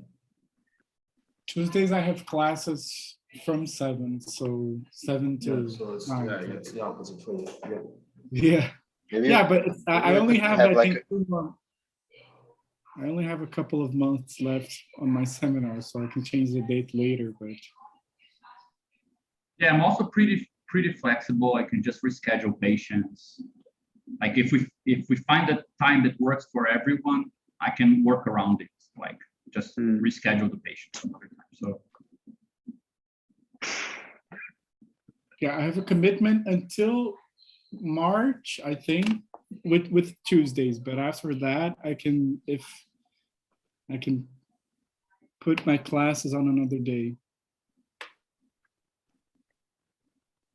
I've That got we Mondays consider, off yeah. from, oh, sorry. No, just asking whether like changing days mean like we're sticking to probably 6 is the only time that works for everyone, or is it morning also viable? I think we had to ask Dennis, Yash, and John because I think their morning it's gonna be pretty early for them, probably. Yeah, I think I'm the earliest right now at Pacific time. oh, you're in Gone Yeah, from- so that- you're on that side. gone now. from- Oh, wow. Turkish We- time to Pacific time. literally all So I'm around that the world, asshole. I'm sorry. What time is it? Yeah, How I'm what is okay it? with weekend. It's 4 p.m. Midday right weekend. now. shit. Mhm. Yeah. It's like So I mean, 5 like hours 1 difference. hour back is fine. That's easy. It's 2 my starting time. But if we get started in the morning, I can get out of bed. It'll be early. We just now need John, some- what about weekend morning for you? Weekend mornings are Like a fine. Sunday So I morning work, or something. noon normally. Sometimes I get scheduled 11, but probably if it's Oh, okay. but also I've got Mondays off from work right now for this group, so I could probably get it pushed around. It'd be nice if we change it, then sticks to something, because then it's just easier to schedule at work and all that fun stuff. I'm not really a fan of weekends because I'm generally dead on Saturdays and Sundays, but if it's what works for most people, but it's generally the day I lay dying. So I know. But right now, who cannot do it?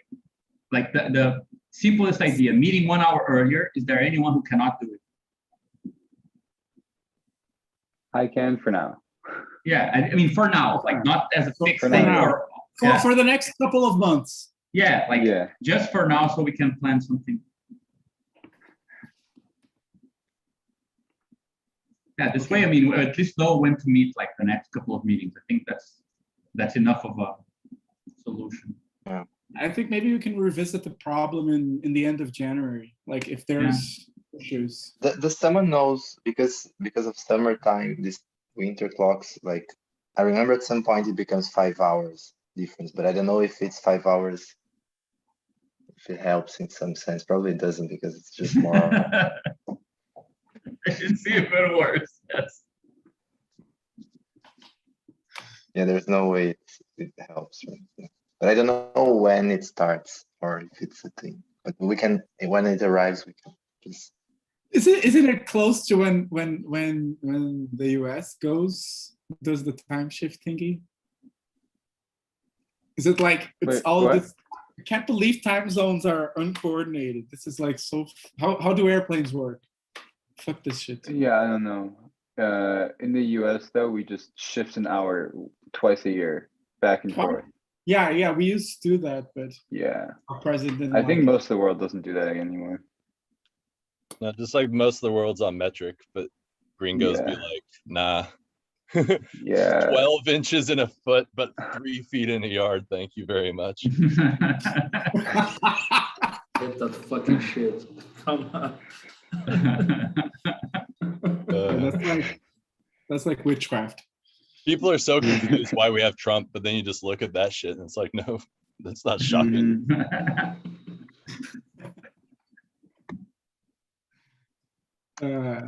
Yeah, the date format. I hate the date format. That's like, That makes no sense. I think in Japan it's backwards. That's what my wife was saying. It's like year, month, and then day. Well, they write the other way.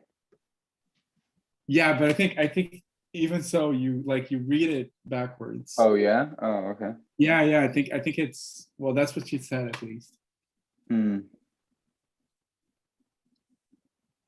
So sticking Monday 1 hour earlier. Yeah, let's try that at least for the next couple of Okay. meetings. And so from all of the, I mean, I think somebody should just post, like, share those ideas, those proposals in the WhatsApp group so other people can see and we can talk about it with more people, right? And then see, okay, what needs to concretely get done. From the proposal, it seems like it should probably mean that some people would be invited to present something, right? Like that's kind of the next step, if that moves forward, right? Anyway, just to kind of get an idea of what's the concrete next. Yeah, I was thinking if the case study things, if the case studies thing is a thing, shouldn't we have like, because we talked about a lot of things today, and wouldn't it be nice to have a meeting where people, or what would this goal be? Or would that be too much of a, like, plans, actual plans, not. Yeah, I totally agree. I think that this is definitely not I don't think it's an obvious thing at all. Like, there are so many issues, like theoretical problems, and people can, it's the same thing as with the Atlas. Like, it's possible to slice this problem in many different ways. So, yeah, I can see a bunch of issues being brought up. Yeah, because I was thinking even for planning the next meetings, like knowing what the ideas we have in regards to case studies could be like what we do for the meetings that start going in that direction. Like who to talk to, what kind of presentations. Are we going to go over the case studies from the Atlas, things like that? Yeah, I mean, I have something I wanted to present already for a while. I think it's just a good opportunity, like this whole discussion on the history of militant inquiries, militant, how do you call this, like interview structures and things like this. So I don't know, like, I think there are theoretical stuff for people to present. There is this practical discussion of who to invite. I mean, there's, before that, even the discussion if this is a general enough overarching project, or if it should be a bit more general than that to accommodate other interests, you know?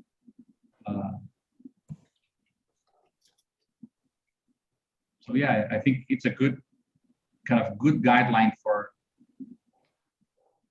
it seems to me like we have two big guidelines for the next meetings, right? If these ideas are approved, then having people over doing short presentations, scheduling at some point discussions about this bigger project, if it makes sense, how it should be changed, how it should be approved. I think those are already like concrete stuff to do in the next meeting, right?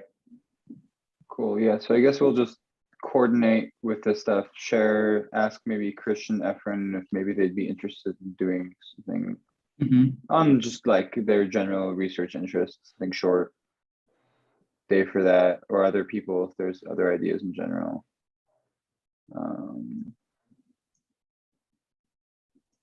And then the deciding maybe people to invite, that could be like a concrete thing to at least think about for next week to, I mean, not decide for sure, but Mhm. have something more concrete.